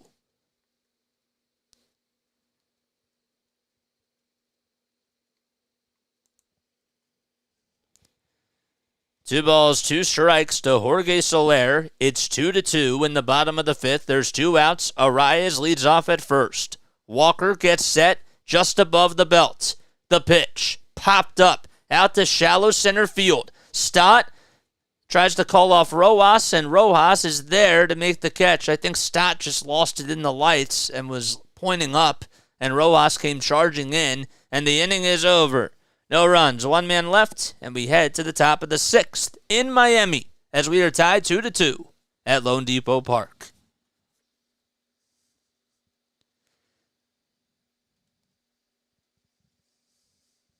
Okay. Beagle Lover. What's up, Beagle Lover? Hi, y'all. I'm happy to be here with you all. What's up, David? Now every time more than one person goes for the ball in the outfield, I hold my breath. You're funny. Adam Duvall not on the lineup today. Phillies were linked to be interested in him and maybe a trade coming. That would be really awesome. He would be such a great addition. I'm hoping he does come. I was thinking that he would be somebody that would be under the radar because he has a really good throw, or he has a really good arm out in left field. He hits for power. And can you just imagine him going up against the Braves, like, in the playoffs, if that were to happen? Or, like, down the stretch of the season? I just think that would be so cool. Yes, 41 people on here. I want to make sure that I remind you guys that this is Play-by-Play with JJ. My name is Jason Joseph. I'm from South Jersey. I'm a broadcaster. I started this channel 7 months ago. We do play-by-play for Phillies, Sixers, Flyers, and Patriots games, and we do podcasting content and all different types of stuff on here as well. If that sounds good to you, if you do stick around, and if you do enjoy my content, please feel free to like, subscribe, and turn on those notification bell icons. And become a member of the Play-by-Play with JJ family. We need one more subscriber. One more subscriber to get to 770. Thought we had it before, but then we lost a subscriber. But that's okay, because some people don't want to be a part of the family. AJ Puck is going to come in to pitch for the Marlins. Did I just say Puck? I meant to say AJ Puck. Describe the process when preparing in broadcast a game. Okay. I guess we could do that in this inning. So we're in the top of the 6th. I'll get to that in a sec. All right, nobody on. Nobody out. AJ Puck will throw a strike at the knees. Throws a sweeper to Brandon Marsh.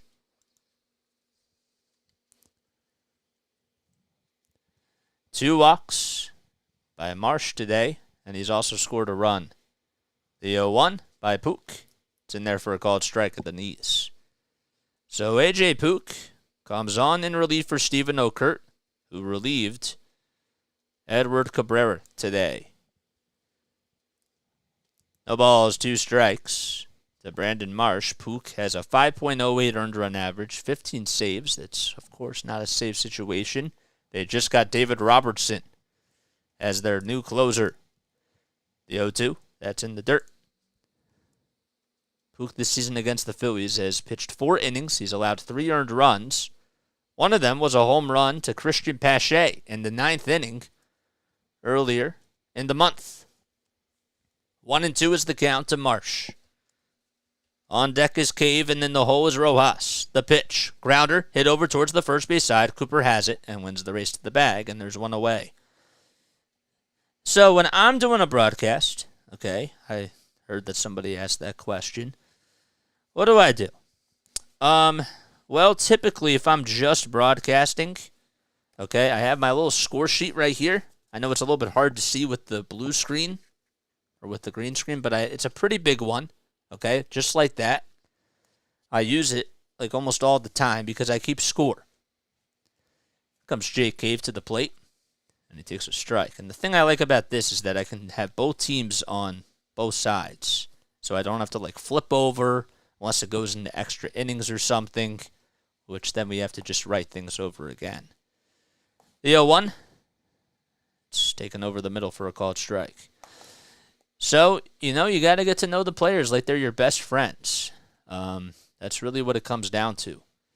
I have notes in front of me. I have tabs open on my phone, tabs open on the iPad, and I have a couple things over here on my laptop over here to the side. Then I have a monitor that I look over towards my left side, and then I see you guys right here. Hello. 1 ball, 2 strikes to Jay Cave. Pook winds up, delivers, and throws that one outside. It's a lot. It's really a lot, and that doesn't even include the process of marketing myself and coming up with all these hashtags for all these videos. It's a lot of work. But when you love what you do, you don't have to work a day in your life. 2 balls, 2 strikes. The pitch was down low, and that makes the count 3-2. Pook gets set at the belt, winds up, and the payoff pitch just fouled off the mask of Brian Fortes, and he has to take a quick second just to take the mask off. That did not look comfy whatsoever. So, thank you, man. I appreciate it. We had to go with the haircut.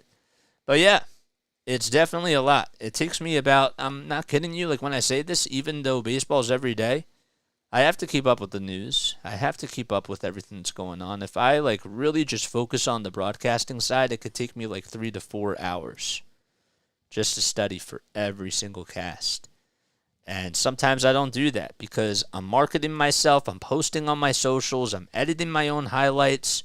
Tomorrow's going to be a busy day. We have a 6-hour stream coming, but I'm totally okay with making some of these sacrifices because part of the thing that we have to do is we have to focus sometimes more on the marketing side and sometimes focus more on the broadcasting side. 3 balls, 2 strikes. The pitch to Cave, swing and a foul tip into the glove for strike 3. 2 gone in the bottom of the 6th. Top of the 6th.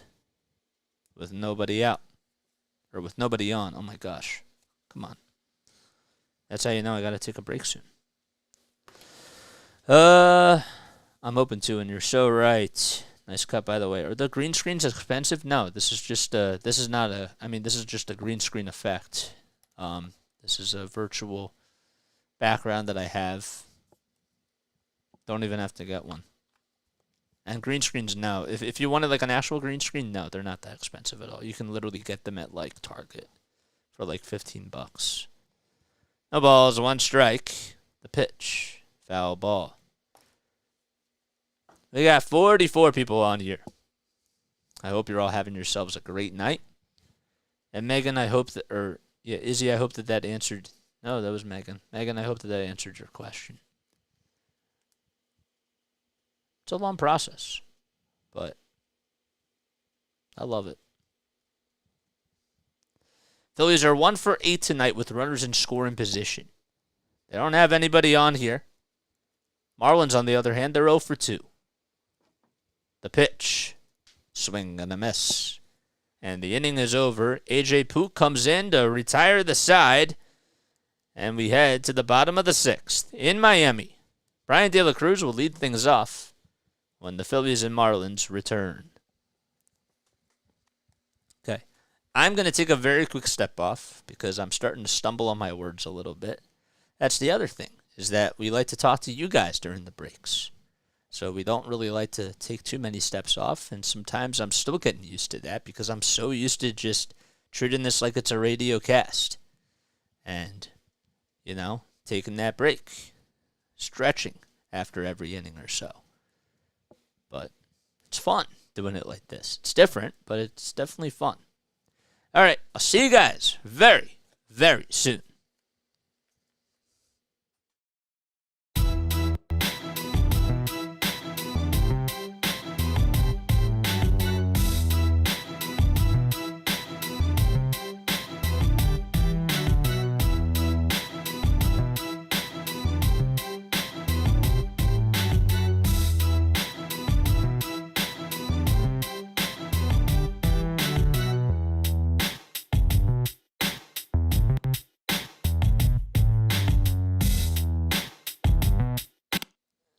This is Play-by-Play with JJ.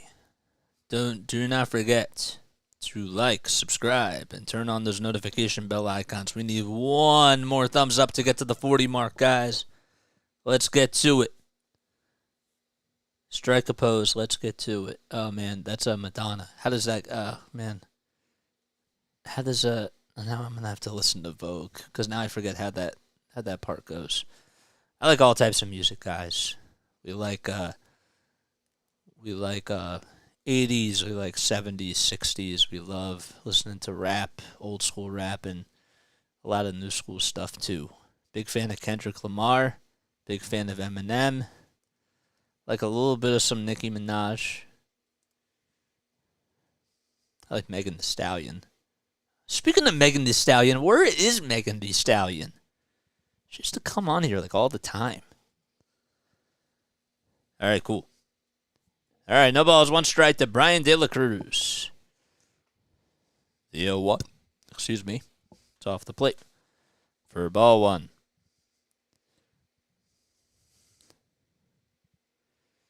One ball, one strike to De La Cruz. Taijuan Walker still out there. The pitch. Fly ball hit out to right field.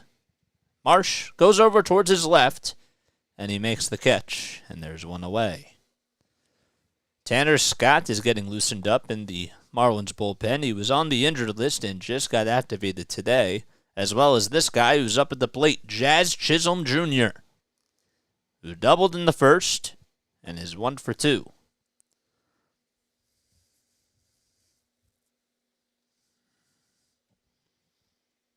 One away. The pitch outside. The 1-0, that's off the plate. And it's also in the dirt. Oh, boy.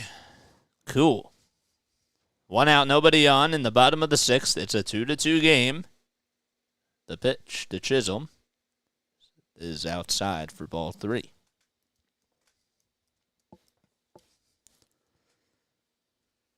Three balls, no strikes. Walker comes set. Kicks, deals, and it's a strike called as Jazz Chisholm Jr. just threw the bat. The pitch looked like it was up high and outside, but Mark Ripperger says you got to get the bat back because it's a 3-1 count. Not on my watch. Walker gets set, kicks, deals, and throws that pitch low and inside. So Chisholm Jr. was like, as I was saying, I'm going over to first.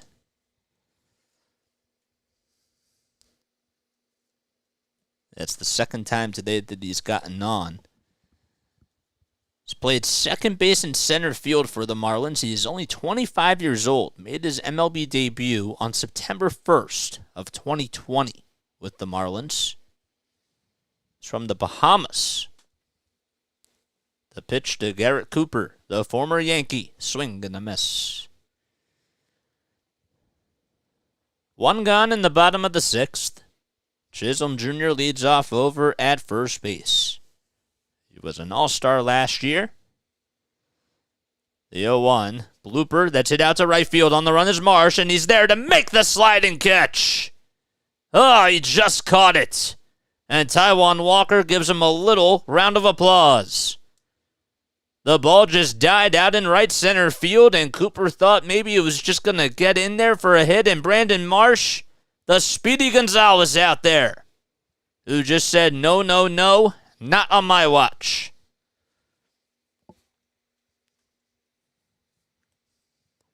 That is definitely going to be your defensive play of the game as of right now. That was big because now there's 2 outs. The throw back to first to try to get Chisholm Jr. That's not in time. And John Birdie is due up.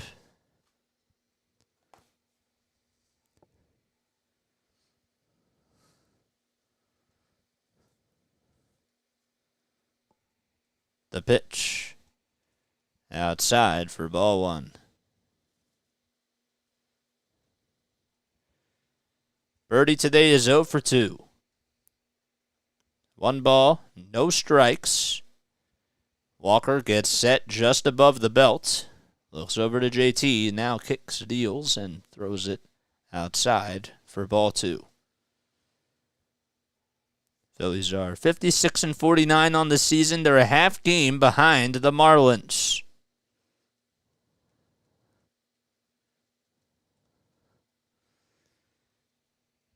Two and 0 is the count. Walker gets set and fires. The pitch is off the plate and way outside. When facing the lineup for the third time, opponents are hitting .205 against Walker. 3-0, it's in there for a strike, and, well, throw is made over to second, and it's not in time.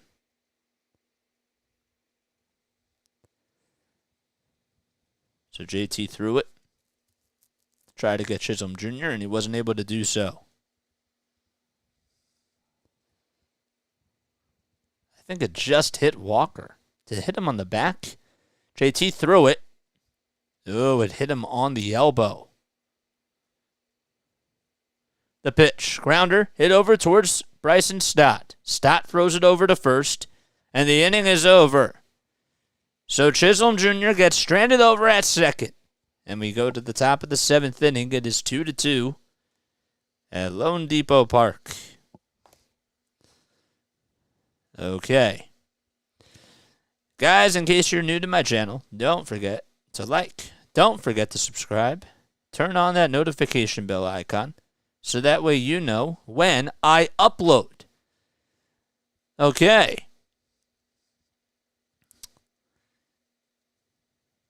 Sorry about this. Give me a sec, guys.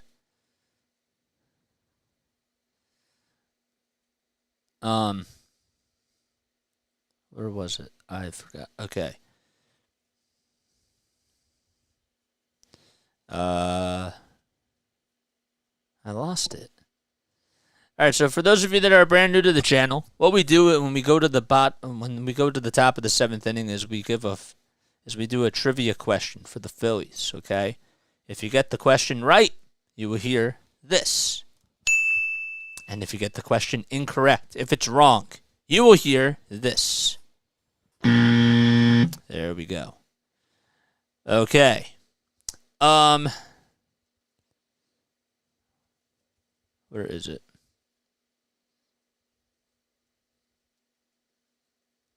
Where is it? I lost it. I lost my question. I should just write this down, guys. I just lost it. All right, we'll find it when we do it we'll do it in the bottom of the 7th. We'll do it in the bottom of the 7th.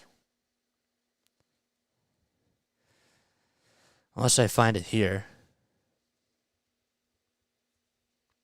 Okay, up here it is. All right, so on this day in history, okay, so the question is, comment your answers down below, okay? And if you know the answer to the question, just comment them down below. We'll go over the answers when we go to the bottom of the 7th inning. So on this day in history, okay, who threw a no-hitter for the Phillies in his last start before he was traded? That's the question. First pitch to Schwarber, foul ball. That is the question. Comment your answers down below. No balls, 1 strike. We're in the top of the 7th. It's 2-2. Schwarber is up at the plate. The 0-1. It's up high for ball 1.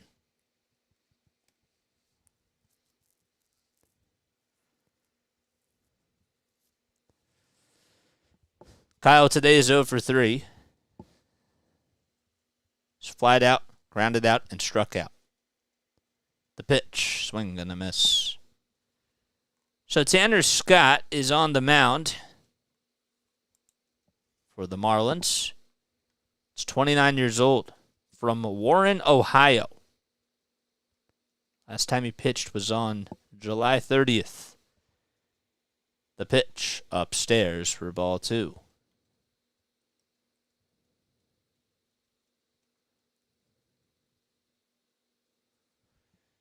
2-2 is the count.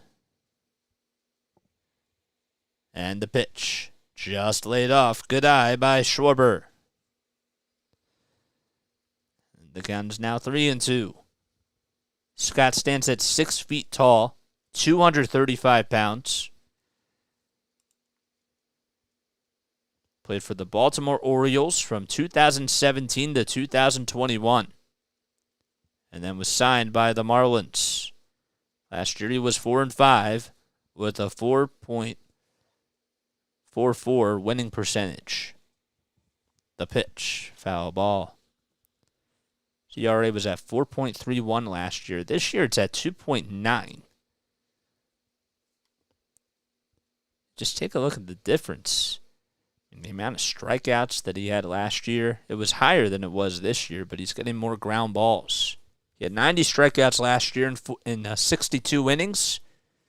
And this year he has 71 in 49. The pitch, outside. And Kyle Schwarber draws a leadoff walk. That's how we start off the top of the 7th.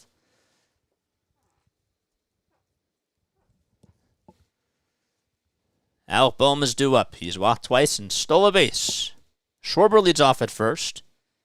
And Boehm will take that just a hair low. And he's ahead in the count, 1-0. 1 ball, no strikes to Alec Boehm with 3 RBI in last night's game. The pitch, foul ball. That was in yesterday afternoon's game. Phillies lost 2 of 3 in Pittsburgh. They're now 28-29 on the road.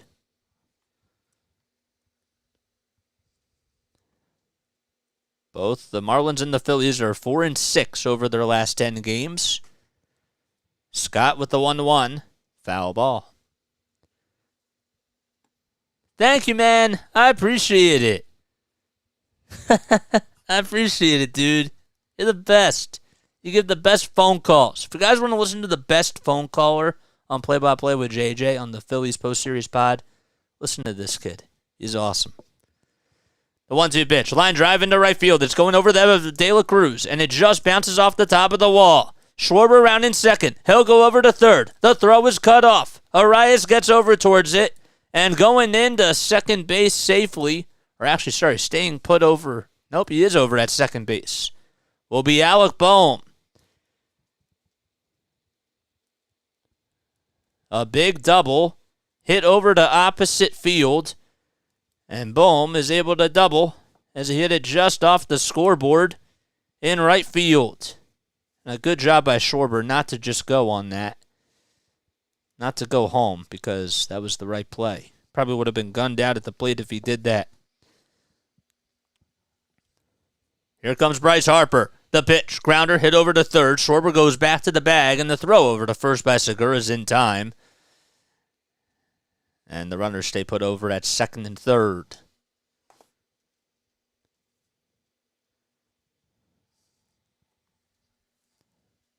So Harper grounds out on the first pitch. And good job by Schwarber to just stay close to the bag and not get caught into a rundown. JT Realmuto is going to be intentionally walked here. If I'm not mistaken, yes.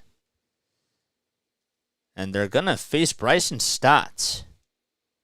I guess because it's a lefty on lefty, but Skip Schumacher wants to take his chances on Stott more than he does with JT just for the double play.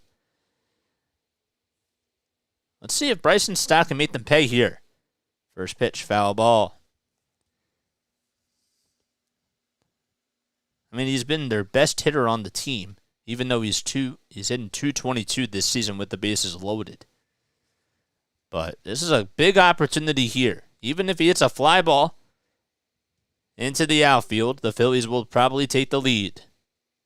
Scott comes set, winds up, and throws it wide and way off the plate.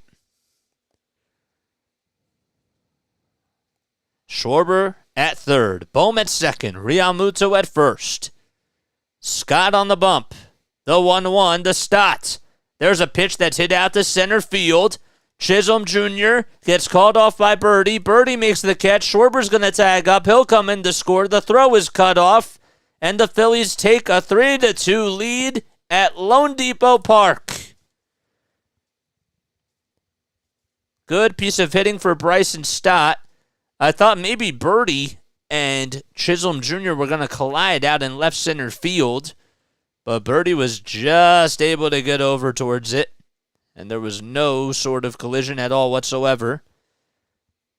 So there's just runners over at first and second. Here comes Turner. There's a little blooper hit over towards the catcher, and the throw over to first is in time. It was just a little tapper, if you will, and the inning is over, but the Phillies take the lead, 3-2. On a sac fly by Bryson Stott, it's now stretch time at Lone Depot Park. Okay, sac fly. Okay, we're going to ask the question one more time. So the question, okay, our Phillies trivia question of the day, is who in their last... I lost the question again.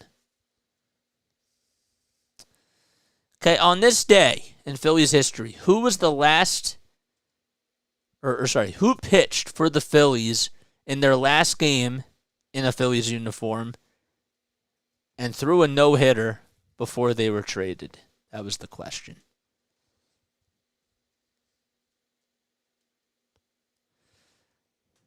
Stott is so good, says PJ. That's the question. All right, 5 seconds. 5, 4, 3, 2, 1. PJ says Cliff Lee. Cocan. I think you meant to say Cole Hamels. Yeah, Amber Moss says Cole Hamels. Okay, Beagle Lover says Cole Hamels. And the first person that answered it, let me make sure I remember who it was. There was one person that answered I saw as soon as I asked it. Who was it? Why am I blanking out on it? I'm scrolling up. Where is it? Where is it? Where'd it go? Who answered that? I want to make sure I give them credit. There it is, Chris Adams. Chris, you're the man. Chris, you're the man. You all got it right. That is correct. There it is. Chris. Yep, I got it. I scrolled up. Thanks for the assist, though. Thanks for the assists. All right, cool. Nice. Good stuff. If you guys are just tuning in for the very first time, I'm Jason Joseph. This is Play-by-Play with JJ. If you like baseball, if you love the Phillies, if you love the Sixers, the Flyers, and the Patriots, well, we come on here to try to get reps with doing play-by-play and lots of other types of sports talk stuff, content-wise. So if you like that, if that sounds good to you, and if you like my voice, if you like who I am, and if you think that I'm cool, even though I think I'm talking to myself half the time that I'm on here, because nobody else can talk back to me, they reply to me, but I can't hear them.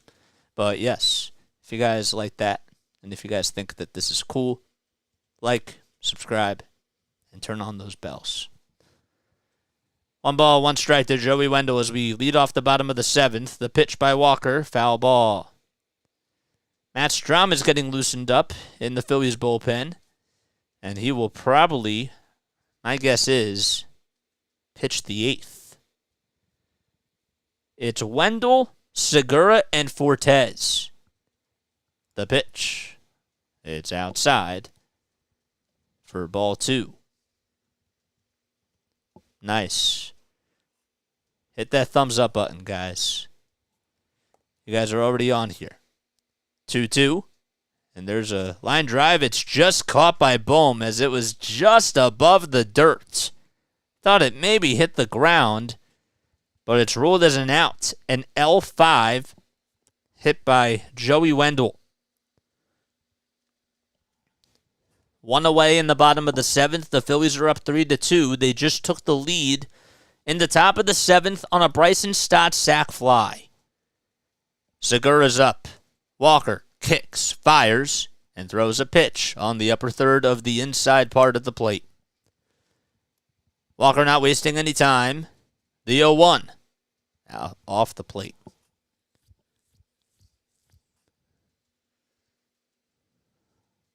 Brownie points if you know where Cole Hamels threw it. The 1-1 grounder hit back over towards the middle. Stott has it, though, and throws over to first in time to get Gene Segura. Man, I really do miss Gene's jeans. There has to be something for Bryson Stott out in right field. You had Howard's homers. You had Gene's jeans. Come on. There has to be something, man. Stott spots. I don't know. I like that. Wrigley. Yes, it is Wrigley. That's correct. Does anybody remember who made the catch out in center field to save that no-hitter? There's a part C to this trivia question. No balls, 2 strikes to Brian Fortes. Walker with 96 pitches in 6 2/3 of an inning. Besides the 2 hits in the first, well, really it was 3. It's been really good. He's only allowed 2 runs since that first inning, or 2 hits since that first inning. The pitch, up high and inside. Correct.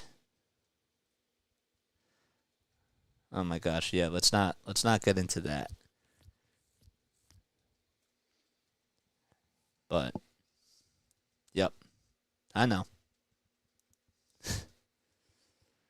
1 ball, 2 strikes. There's a foul ball right there. It's crazy how they had him for so long. The pitch. That one's off the plate. And then the dirt. Yep, we don't. Oh, man. I'm just happy he was let go. Finally. 2-2. Line drive into left center field. Rojas on the run, and he's just going to have to play it on a hop as he didn't want to overrun the play. The throw is drawn over to second, and it's a 2-out single by Brian Fortes.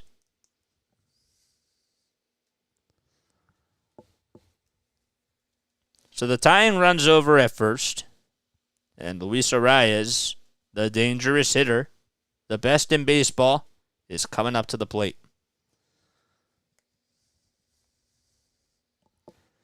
And Taijuan Walker, well, his day is going to be done as Rob Thompson comes out. He says, good job to the veteran himself. He's still responsible for the runner over at first, but the 30-year-old is going back over towards the dugout, and we have a pitching change as Matt Strahm will be coming on in. Is it true? And I like him, and he did that time. Just wasn't the same hitter. Yeah, that whole thing was that whole thing was true. We don't support that man. Like what he did, I don't like that. Who caught the last out of Kevin Millwood's no-hitter at the Vet? Oh, that I don't know. I wasn't around for that. I'm going to be 25 on August 10th. That's a good question. I like that one. Who was it? That I don't know. Rising Rhino, what is going on? How we doing, Rising Rhino? Linda Stark is in here too. Oh man, everybody from Rising Rhino's channel's on here. Guys, make sure that you guys, well, obviously, you know the drill. Drop those links down below. Let's get our people to join your people. Even though we're all one big happy family on here. Rhino said, what? What the heck? Oh, Large Marge sent you? Okay. I watched that video. I finally got the chance to watch it like a couple of weeks ago. It was, and now I understand what the reference was that you were making. The Balk manager of the Cubs. Who was it? Ricky Leggy is the answer? Oh my gosh. I would have never guessed that. 100 pitches for Walker. I missed somebody else. Looking at trade rumors, Goldschmidt or Trout? I know Trout is on the injured list. Oh, man, it's just tough. I'd rather take Duvall, man. Duvall or Soto or Shohei Ohtani. That's what I want. Bottom of the 7th inning. We are still in this inning, and Matt Strahm will come in for Taijuan Walker. He has 79 strikeouts in 63 innings, a 3.53 earned run average. Has a 6-3 record as well. Remember, he started at the very beginning of the season, and then Rob Thompson moved him into the bullpen, and he's became more of a gadget type of a player, a Swiss Army knife, if you will. Ohtani is not available. You say that. I'm just saying. I was wrong. Let's go, Phil says Pico Lover. All right, Arias is up at the plate.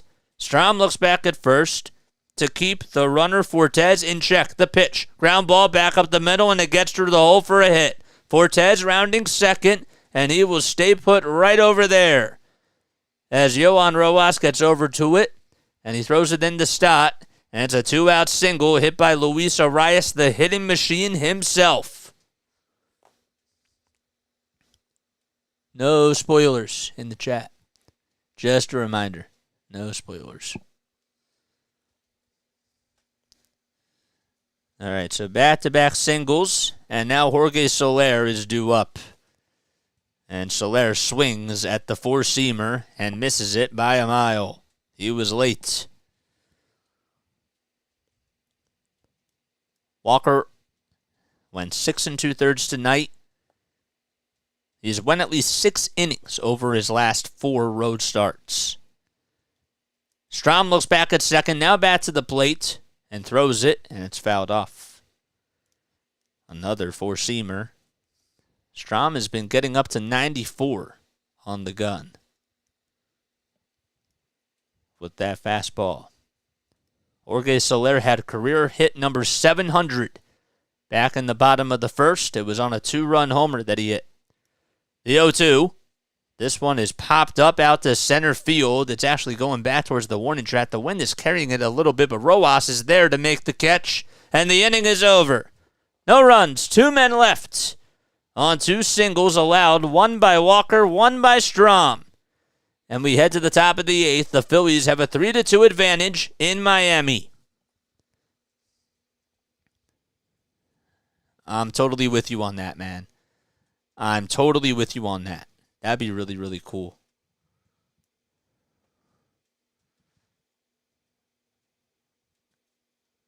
I don't know. Let's go. Nice. Okay. How many people do we have on here, guys? How many people do we have on here? They're not trading Ohtani, period. Okay, keep saying that. I'm just saying that money talks, man. Money talks. If the Phillies want to give up the whole entire farm, they might do it. I don't trust the Angels organization. Okay? I've seen trades that where players like weren't supposed to go, and then something happens, like the day of. So you just don't know. It's highly likely that it won't, but there's a chance. Give me some optimism, Larry. Come on. I want Shohei. I want to go back to the World Series. That's all I want as a fan. I'm putting on my fan cap now. I shouldn't be doing that. Okay. Just a reminder, guys, tomorrow from 12 p.m. to 6:10 p.m. Eastern Time, we're going to have our trade deadline watch party. We'll be on for 6 hours, see what the Phillies and some other teams are doing around Major League Baseball, and I am really excited about that, so please come on. Come on for the watch party. Let's have a conversation. Let's talk about what the Phillies should do. Let's see if the Phillies can make some moves, And yeah, I'm looking forward to it. Then after that, of course, we'll go on for the second game of this series. That'll be at 6:40 p.m. Eastern Time tomorrow night. But yeah, I'm really looking forward to tomorrow afternoon, and we'll be on here. We're going to have a 9-hour day probably. Oscar Brazaban is going to come up for the Marlins as he takes the mound. He has a 3.75 earned run average, and then 50 innings of work. He has 51 strikeouts, 4 homers allowed. Opponents are hitting .259 against him. You can't English tonight. Okay. Too much E and J Sam. I typed too fast.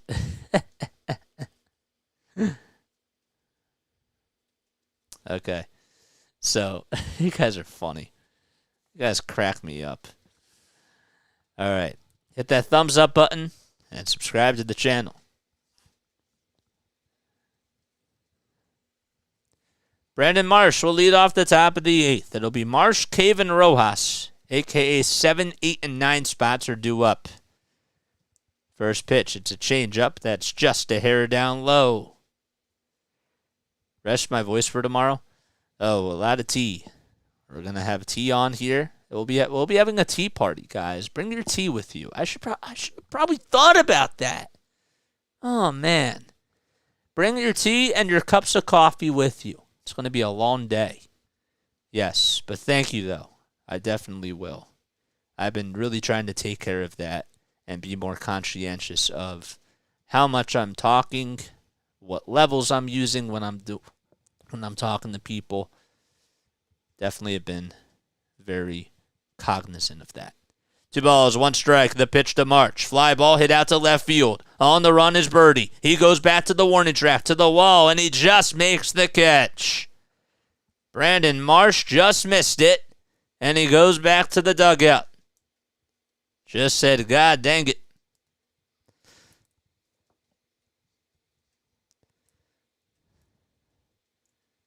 Pitch was right down Broad Street, then Marsh went the opposite way, and John Birdie was just able to make the catch. Here comes Cave as he looks at a cutter at the knees at 87 miles per hour. Brazaban has some really funky pitches, and when they're on, they are really on. The 0-1, grounder hit back up the middle. Wendell has it, throws over to first, and the throw was low, but Cooper was able to hang on to it. And there's 2 outs. So Marsh flies out to left. Just missed a homer. And Jay Cave grounds out up the middle. Now Johan Rojas is due up. Interesting to see who will pitch in the bottom of the 8th inning. My gosh. Silas TV 2, thanks for coming on here. I appreciate that.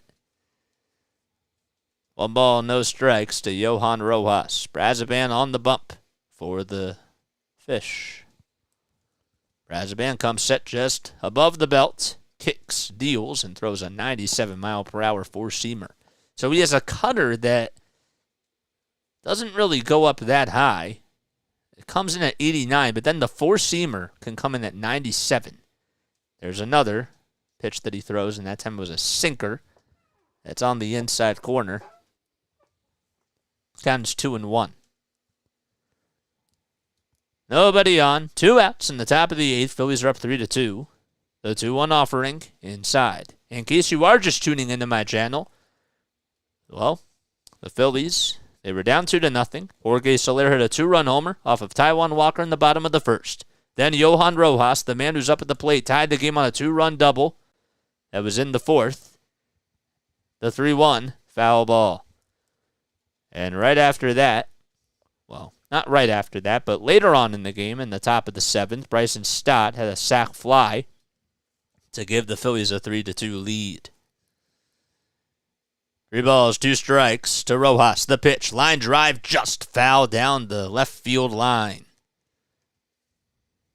Rojas was able to get the 2-run double down the third base line and drove in his 5th and 6th runs of the season.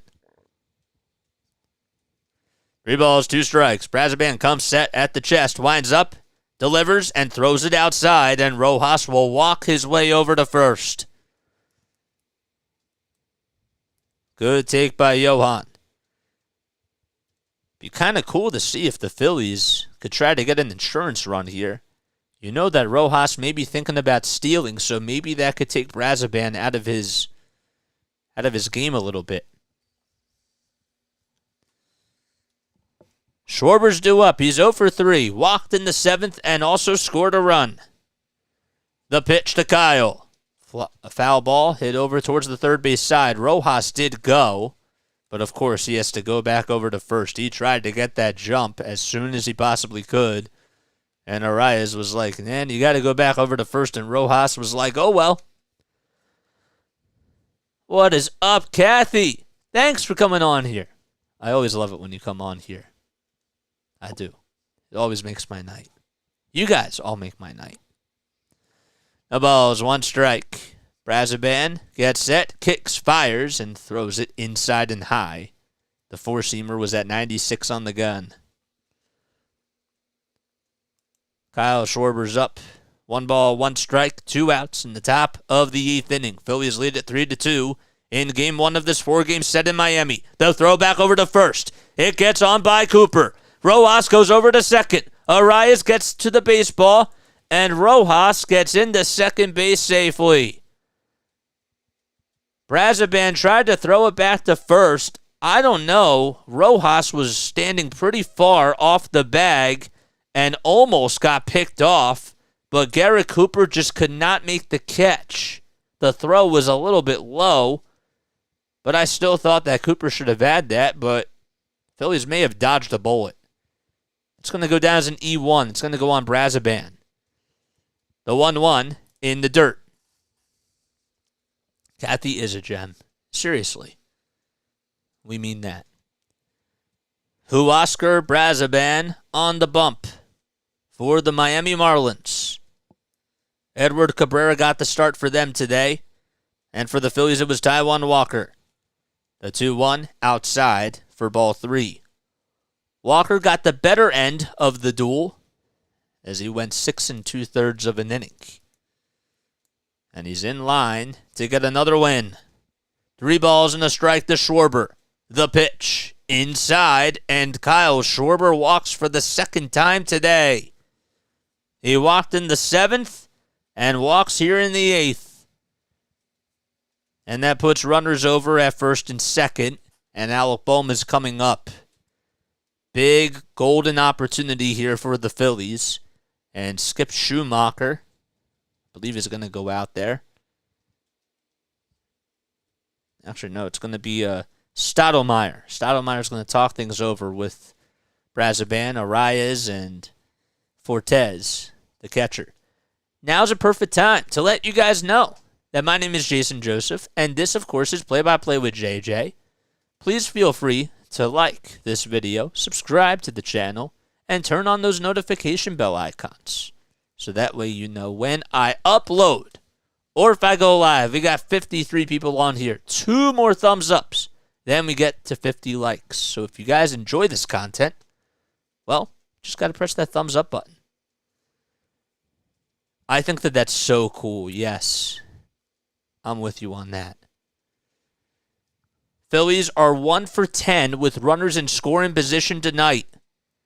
And they have a big opportunity here. Bohm at the plate. First pitch was way inside. Check swing. Did he go? First base umpire says no. He just held up.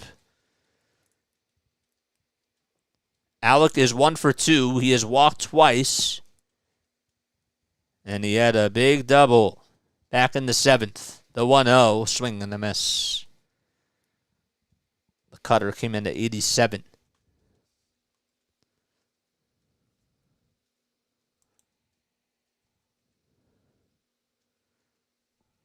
One ball, 1 strike to Alec. Rojas at second, Schwarber at first. The kick and the pitch. A foul ball behind home plate.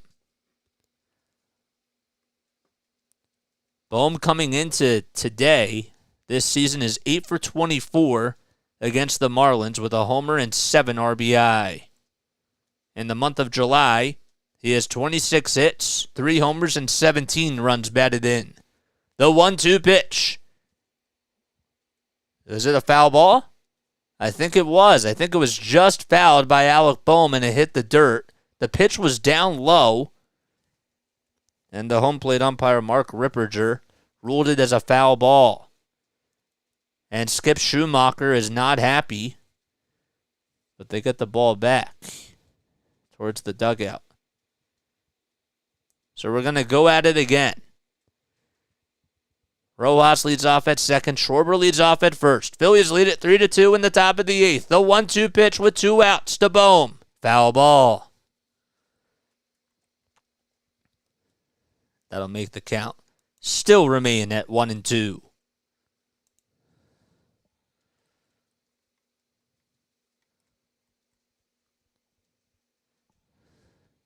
Twelve seconds left on the pitch clock. Bohm has 13 hits in 62 at-bats when the count is at 1-2. The pitch. Grounder hit over towards the third base side, and it's just foul again. Segura did a good job at fielding it, but it just was ruled a foul ball.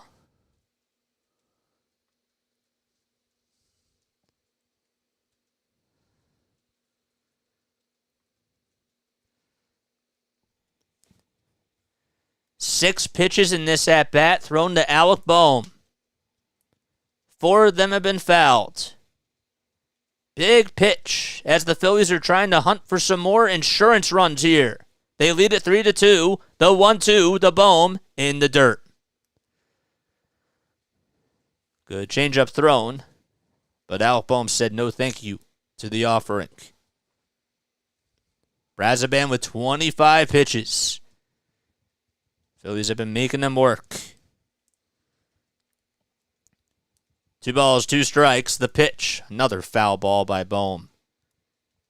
Stays alive again. Schwarber was going over to second, and now he has to go back to first.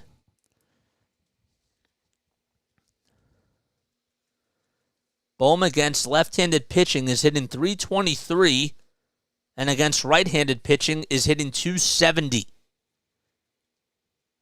Brazoban, of course, a right-handed pitcher. The 2-2. Another foul ball over towards the third base side. It was grounded foul. And a very good at-bat for Alec here. I think that the move to put Alec Bohm in the 2 spot tonight really paid off, and got to give Rob Thompson credit for that. The 10th pitch of the at-bat, coming right up. Brazoban versus Bohm. Who gets the better end? The pitch. Line drive into right field. Bohm does. And a run is going to come in to score. Yohan Rojas gets in there safely. It's an RBI single for Alec Bohm, and the Phillies are up 4-2 in Miami. Schwarber goes to third. There's runners at the corners. High fives all around the dugout for Yohan Rojas. And Brazoban can't believe it. I mean, just a professional at-bat for Alec Bohm. Again, opposite way. Goes with a pitch down the middle. Squares up the pitch perfectly. And just makes a good cut on the swing.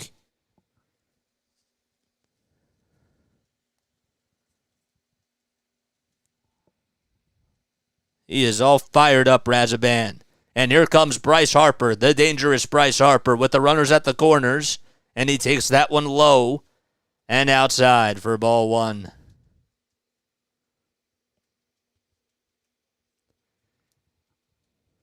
Harper today is 1 for 4. He's singled in the third.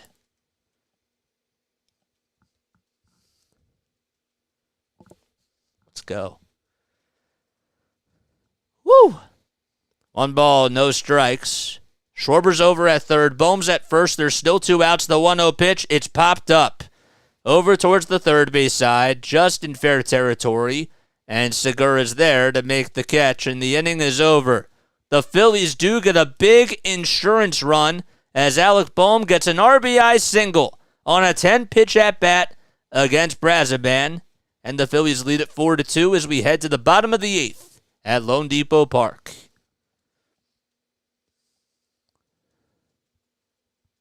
That was a very impressive at-bat. Rob Thompson, give him credit for that tonight, man. Got to give him credit. I had planned on returning 20 years for a returning camp participant at 55. However, had torn multiple ligaments in my throwing arm and knee. Oh, man. So glad I was able to do that when you did. Yeah, me too. That's crazy. I have to read that paper. I have to read that article. Because I definitely should. When I get the chance, I will be sure to do that. All right, let me take a sip of water, guys. I'm actually going to take a very quick step off as we go to the bottom of the 8th. Give me 1 second. We're going to stretch, take a couple sips of water, and I'll see you guys very, very soon. Hit that thumbs up button and subscribe to the channel.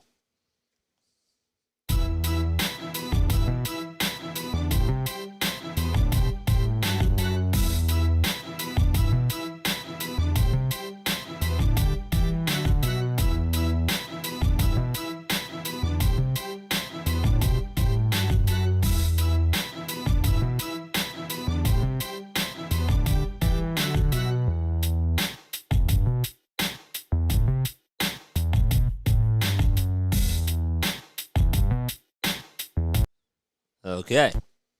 Cool. Whoops. What happened there? Yes. All right, guys. We need one more thumbs up button to get to the 50 mark. And if you do enjoy my content, hit that subscribe button. We're on the road to 800, guys. We need 30 more subscribers to get to 800. If you guys would like to donate to the channel, if you're interested in doing so, you can either A, leave a super chat down below, or B, check out my Venmo and PayPal accounts in the Linktree and donate if you wish to do so. You certainly don't have to if you guys don't want to, but you're more than welcome to. The Linktree is posted in the description, and it's also pinned in the live chat as well. 1 ball, no strikes, and Strom throws the pitch. It's just a little bit low. This is his second inning of work. He only had 4 pitches in that last inning. Brian De La Cruz is up. 3, 4, and 5 due up in the bottom of the 8th for the Fish. The 2-0, swing and a miss.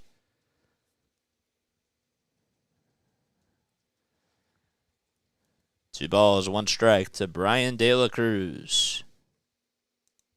In case you are just tuning in, the Phillies were down 2-0. Only 2 runs allowed by Taijuan Walker. We're on a 2-run home run that was hit by Jorge Soler in the bottom of the 1st. The count is 3-1 here. Forgot to mention that the last pitch was outside. My mistake. 3 balls, 1 strike.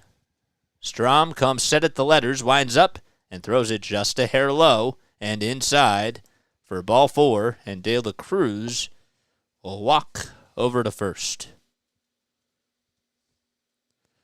So after the Fish took a 2-0 lead, Yohan Rojas had a 2-run double back in the top of the 4th inning to tie the game back. And then the Phillies took the lead on a sac fly hit by Bryson Stott back in the top of the 7th inning, and they got an insurance run so far in the top of the 8th from an RBI single by Alec Bohm. We're in the bottom of the 8th now. The tying run's coming up to the plate. Caleb Cotham and the rest of the infield will have a conversation with Matt Strom here. They want to just go over signs and just try to communicate on what to do in this situation. Jazz Chisholm Jr., who's back in the lineup tonight, returning from the injured list. He's due up. He's doubled, walked, and stole a base.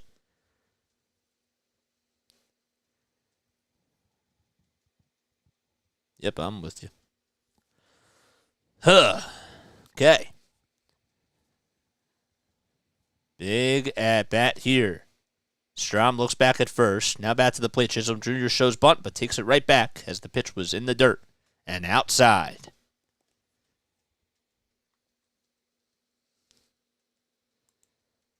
Walker trying to look for win number 12 on the season and has to rely on the Phillies pitching staff to just close this out. Phillies are 6 outs away from taking game 1 of this 4-game set. The pitch. It's in there for a called strike. Brewers and Nationals are tied 3-3 in the bottom of the 7th. Rays are up 5-1 in the bottom of the 6th in New York. The O's have a 4-1 lead in Toronto in the top of the 8th. 1 ball, 1 strike. Strom kicks, fires, and throws it down low, and the count is 2-1.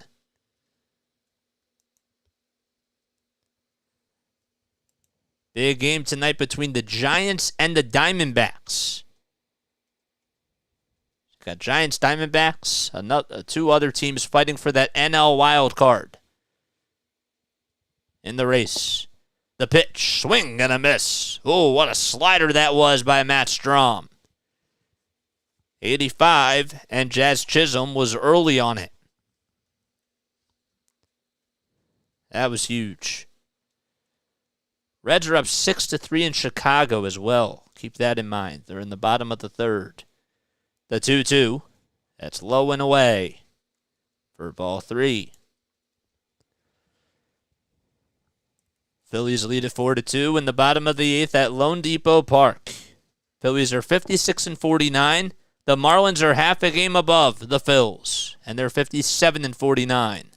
3 balls, 2 strikes. Strom looks back at first. Now back to the plate. The payoff pitch. Strike 3 called. A big punch out for Matt Strom. And Jazz Chisholm Jr. will go back to the dugout. I don't know what he was looking for on that pitch.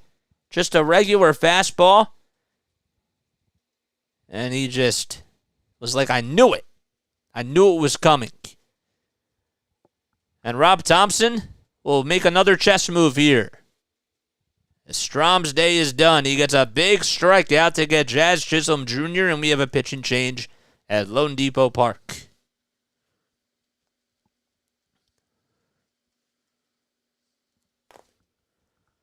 Okay. Cheers.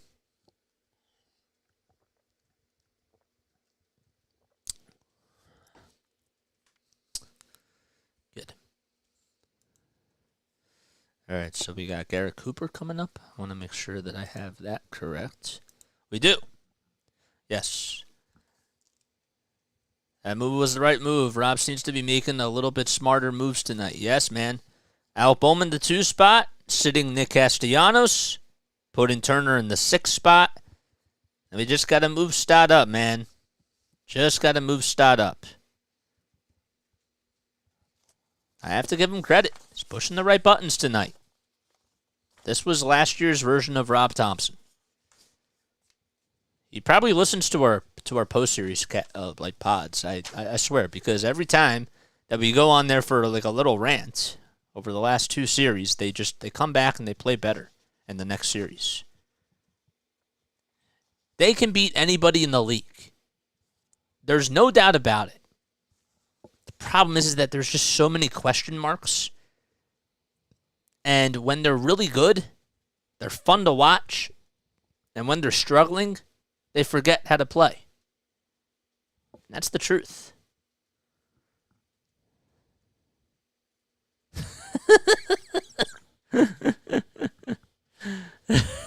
You're funny. You got me on that one, Biko Lover.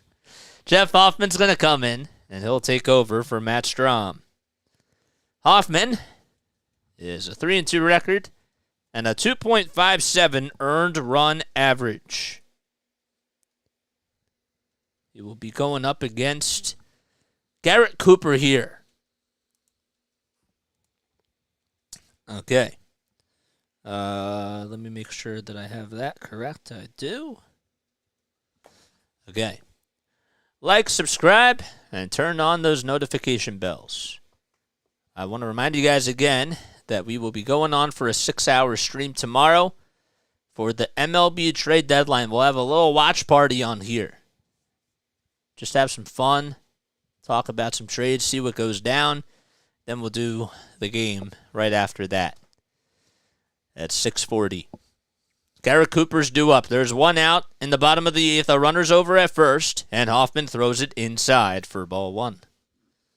Cooper's 32 years old. He's from California, Torrance, California. Stands at 6'5", 235 pounds. He's hitting .258 on the season with 13 homers and 46 runs batted in. 1 ball, no strikes. Hoffman at the belt, winds up, and throws it low. But it was swung on and missed, according to the home plate umpire, Mark Ripperger. Guess he did check his swing.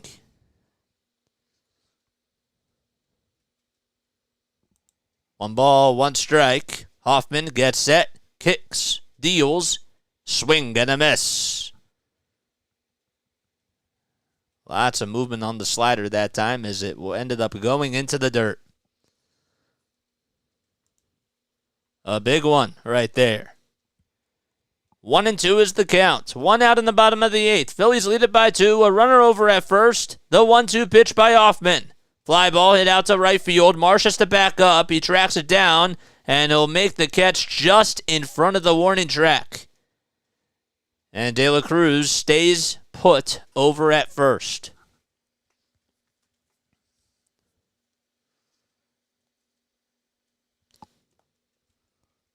So Hoffman gets the Phillies 2 outs in the bottom of the eighth. Just recorded his first out here. And John Birdie is coming up.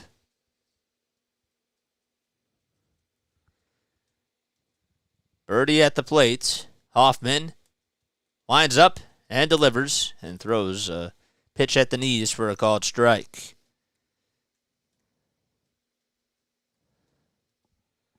Hoffman looks back at first again. He's 30 years old. The pitch down low. And the count is 1-1. Hoffman over his last 7 days has gone 2 1/3 of an inning. He has 5 strikeouts and only 2 hits allowed. He looks back at first. A big at-bat here to try to get John Birdie out, who's 0 for 3. The 1-1 offering, swing and a miss. Good slider thrown again. It was outside and low, and the count is 1-2. Of course. Thank you. I appreciate that. You're always more than welcome to come on anytime. The more reps we do, the better. You know what I'm saying? I love getting people to come on. Time is called really quickly by JT as they want to go over signs. 8 seconds left on the pitch clock. The 1-2. Grounder hit over to shortstop. Turner will just flip it over to second, and De La Cruz is out, and the inning is over. So no runs, 1 man left, and we head to the top of the 9th. Phillies up by 2 in Game 1 of this 4-game set in Miami.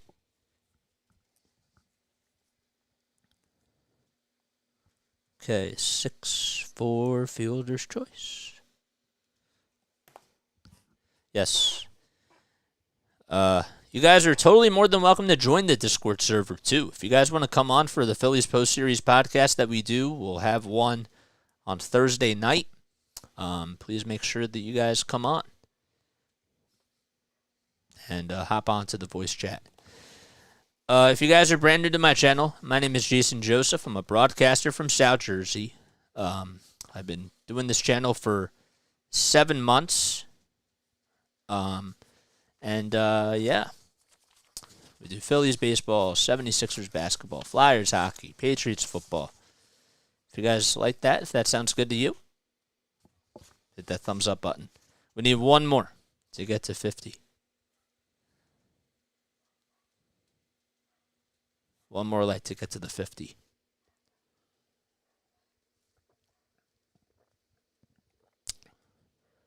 Wonder which dog that is barking outside. Okay. Brewers are down 5-3. Ugh. We're in South Jersey, got fam in Violent and Pittsgrove, says Stephen B. First of all, Stephen B., thanks for coming on here, man. And thanks for finding the channel. We're in South Jersey. We're outside of Cherry Hill. Outside of Cherry Hill. So, that's where we are. And we love it over here. It's a good spot. But you're in Vineland. Wow, that's really cool. That's awesome. Secret JJ's water is actually water, or isn't actually water, it's vodka. How'd you know? Here comes JT. So he fouls the first pitch off, thrown by Brazoban. I can't believe that Brazoban's actually going to go out to pitch at the top of the 9th. let's be honest. I mean, JT is up at the plate right now. He's 1 for 2. But as the 0-1 is in there for a called strike, I just go back to, I understand that the philosophy was by Skip Schumacher to try to get Stott to ground into a double play with that bases loaded, and not have to face JT to cause that to happen. But Bryson Stott has been their best hitter. And good for Bryson Stott for making them pay on that move. Because I thought that really was a big mistake. 1 ball, 2 strikes to JT as the pitch was outside and low. Brazaban not wasting any time. Throws the next one inside for ball 2. And Brazaban, this is his second inning of work. Ray Kimbrell and Dylan Covey are getting loosened up in the Phillies bullpen. The 2-2 inside.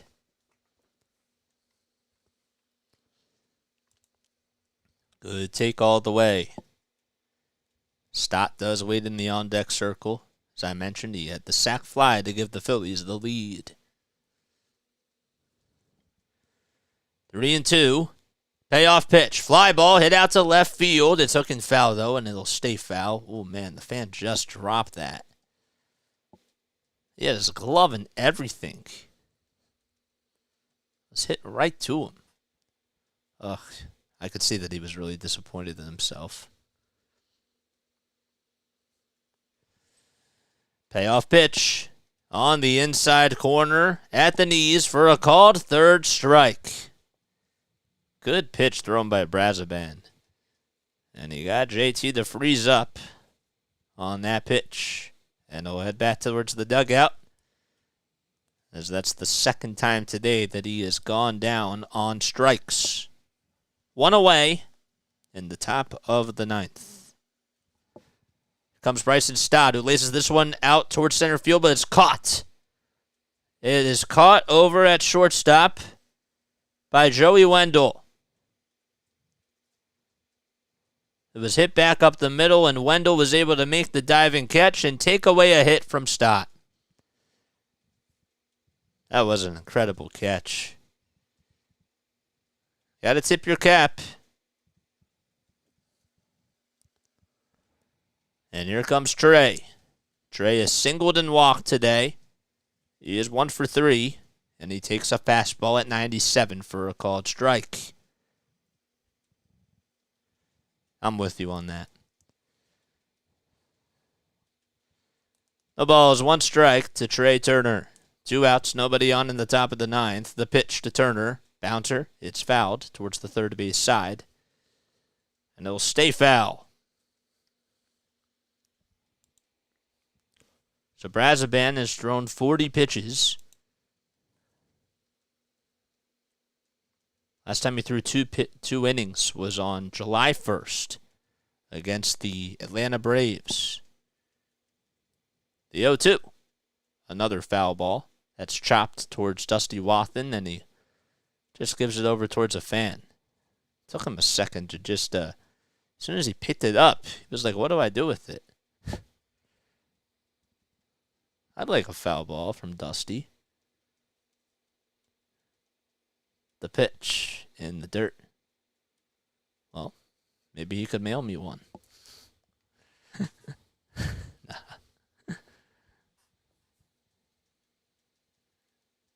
Imagine doing this like at the actual game. I could never do it because of the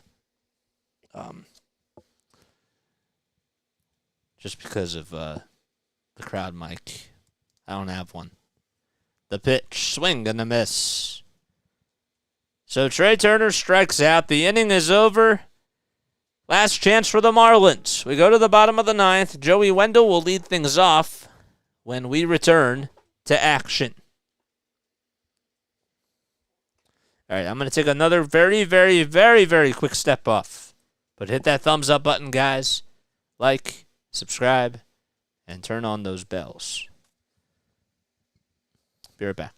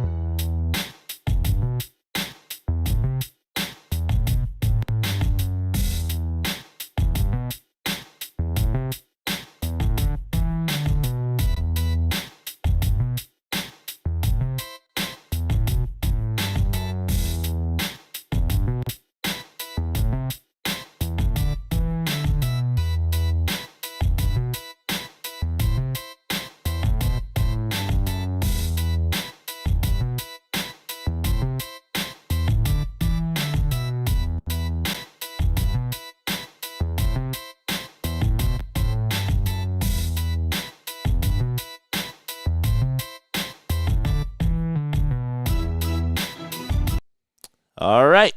Here we go. That was the second time that did that, where it just like plays a little bit of music at the end. All right, bottom of the ninth. Phillies taking on the Miami Marlins. So sorry about that, guys. There we go. That's better. In game one of a 4-game set, Phillies were down 2-0. Jorge Soler had a 2-run homer in the bottom of the first off of Taijuan Walker. Phillies then tied it back on a 2-run double by Johan Rojas. Jake Cave is going to go out there to play left field. Just have to make sure that we mention that. So he's out in left now. Over at third base is Sosa, and at first is Bohm. So after Johan Rojas tied the game in the top of the fourth inning, Phillies took a 3-2 lead on a sac fly by Bryson Stott in the top of the seventh, and then they were able to get another run on an RBI single by Alec Bohm in the top of the eighth. We are in the bottom of the ninth. Craig Kimbrell is pitching, and he'll try to close the deal for the Phillies in game one of this series. He'll have to face Wendell, Segura, and Fortes. 7, 8, and 9. Kimbrell gets set. Looks back to third. Kicks, fires, and throws it way up high for a ball. It's a four-seamer at 94. Kimbrell, lifetime against the Marlins, is 5-3 with a 1.47 ERA. The 1-0, that's at the knees for a called strike. It was a knuckle curve at 85. Thanks, Beagle Lover. Thanks, man. 1 ball, 1 strike. Wendell is 0 for 3 tonight. He just made a nice catch, though, to rob Bryson Stott on a base hit in the top of the ninth. The 1-1 offering. Fly ball hit out to... Actually, it was a foul ball that was hit over towards the third base side, and it goes out of play. That got me fooled. Kimbrell has 26 saves in 50 appearances against the Marlins in his career. In the last outing that he faced the Marlins, he went 2/3 of an inning. He allowed a hit. Actually went 1 inning and he allowed a hit. And was able to get another save. 1-2 is the count. The pitch. Line drive it out to left field. On the run is Cave. He backs up, stops, and makes the catch. There's the first out of the ninth. 2 more to go for the Fightins.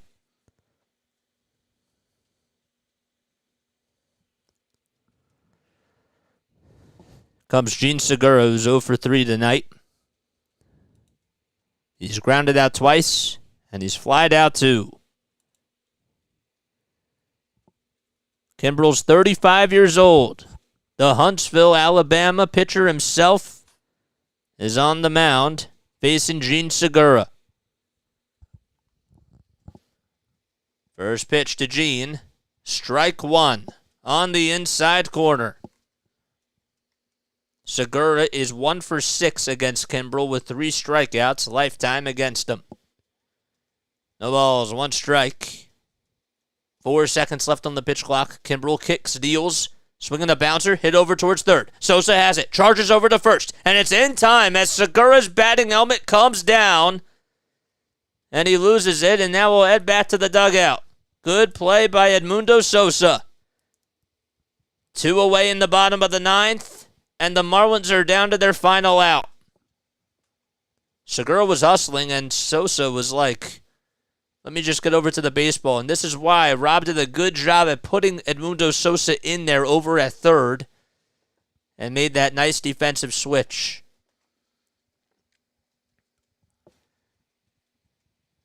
Jesus Sanchez is coming up. He crushed the Phillies in the last series. He'll be pinch hitting for Brian Fortes. First pitch downstairs for a ball. Phillies lead it 4-2. We're in the bottom of the ninth. Base is empty. Marlins down to their final out. Sanchez 0 for 1 lifetime against Kimbrell with a strikeout. The 1-0 pitch. Swing and a miss. Ooh, that knuckle curve was tailing inside and low, and Sanchez got fooled.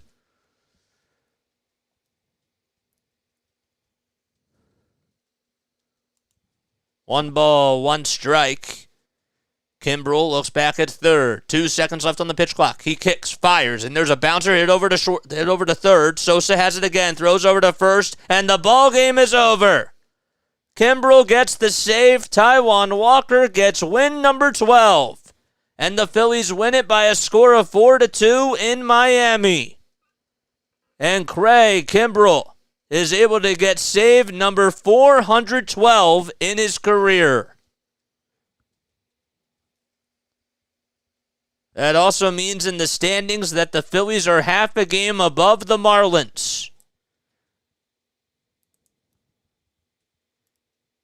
Phillies get the W in Game 1.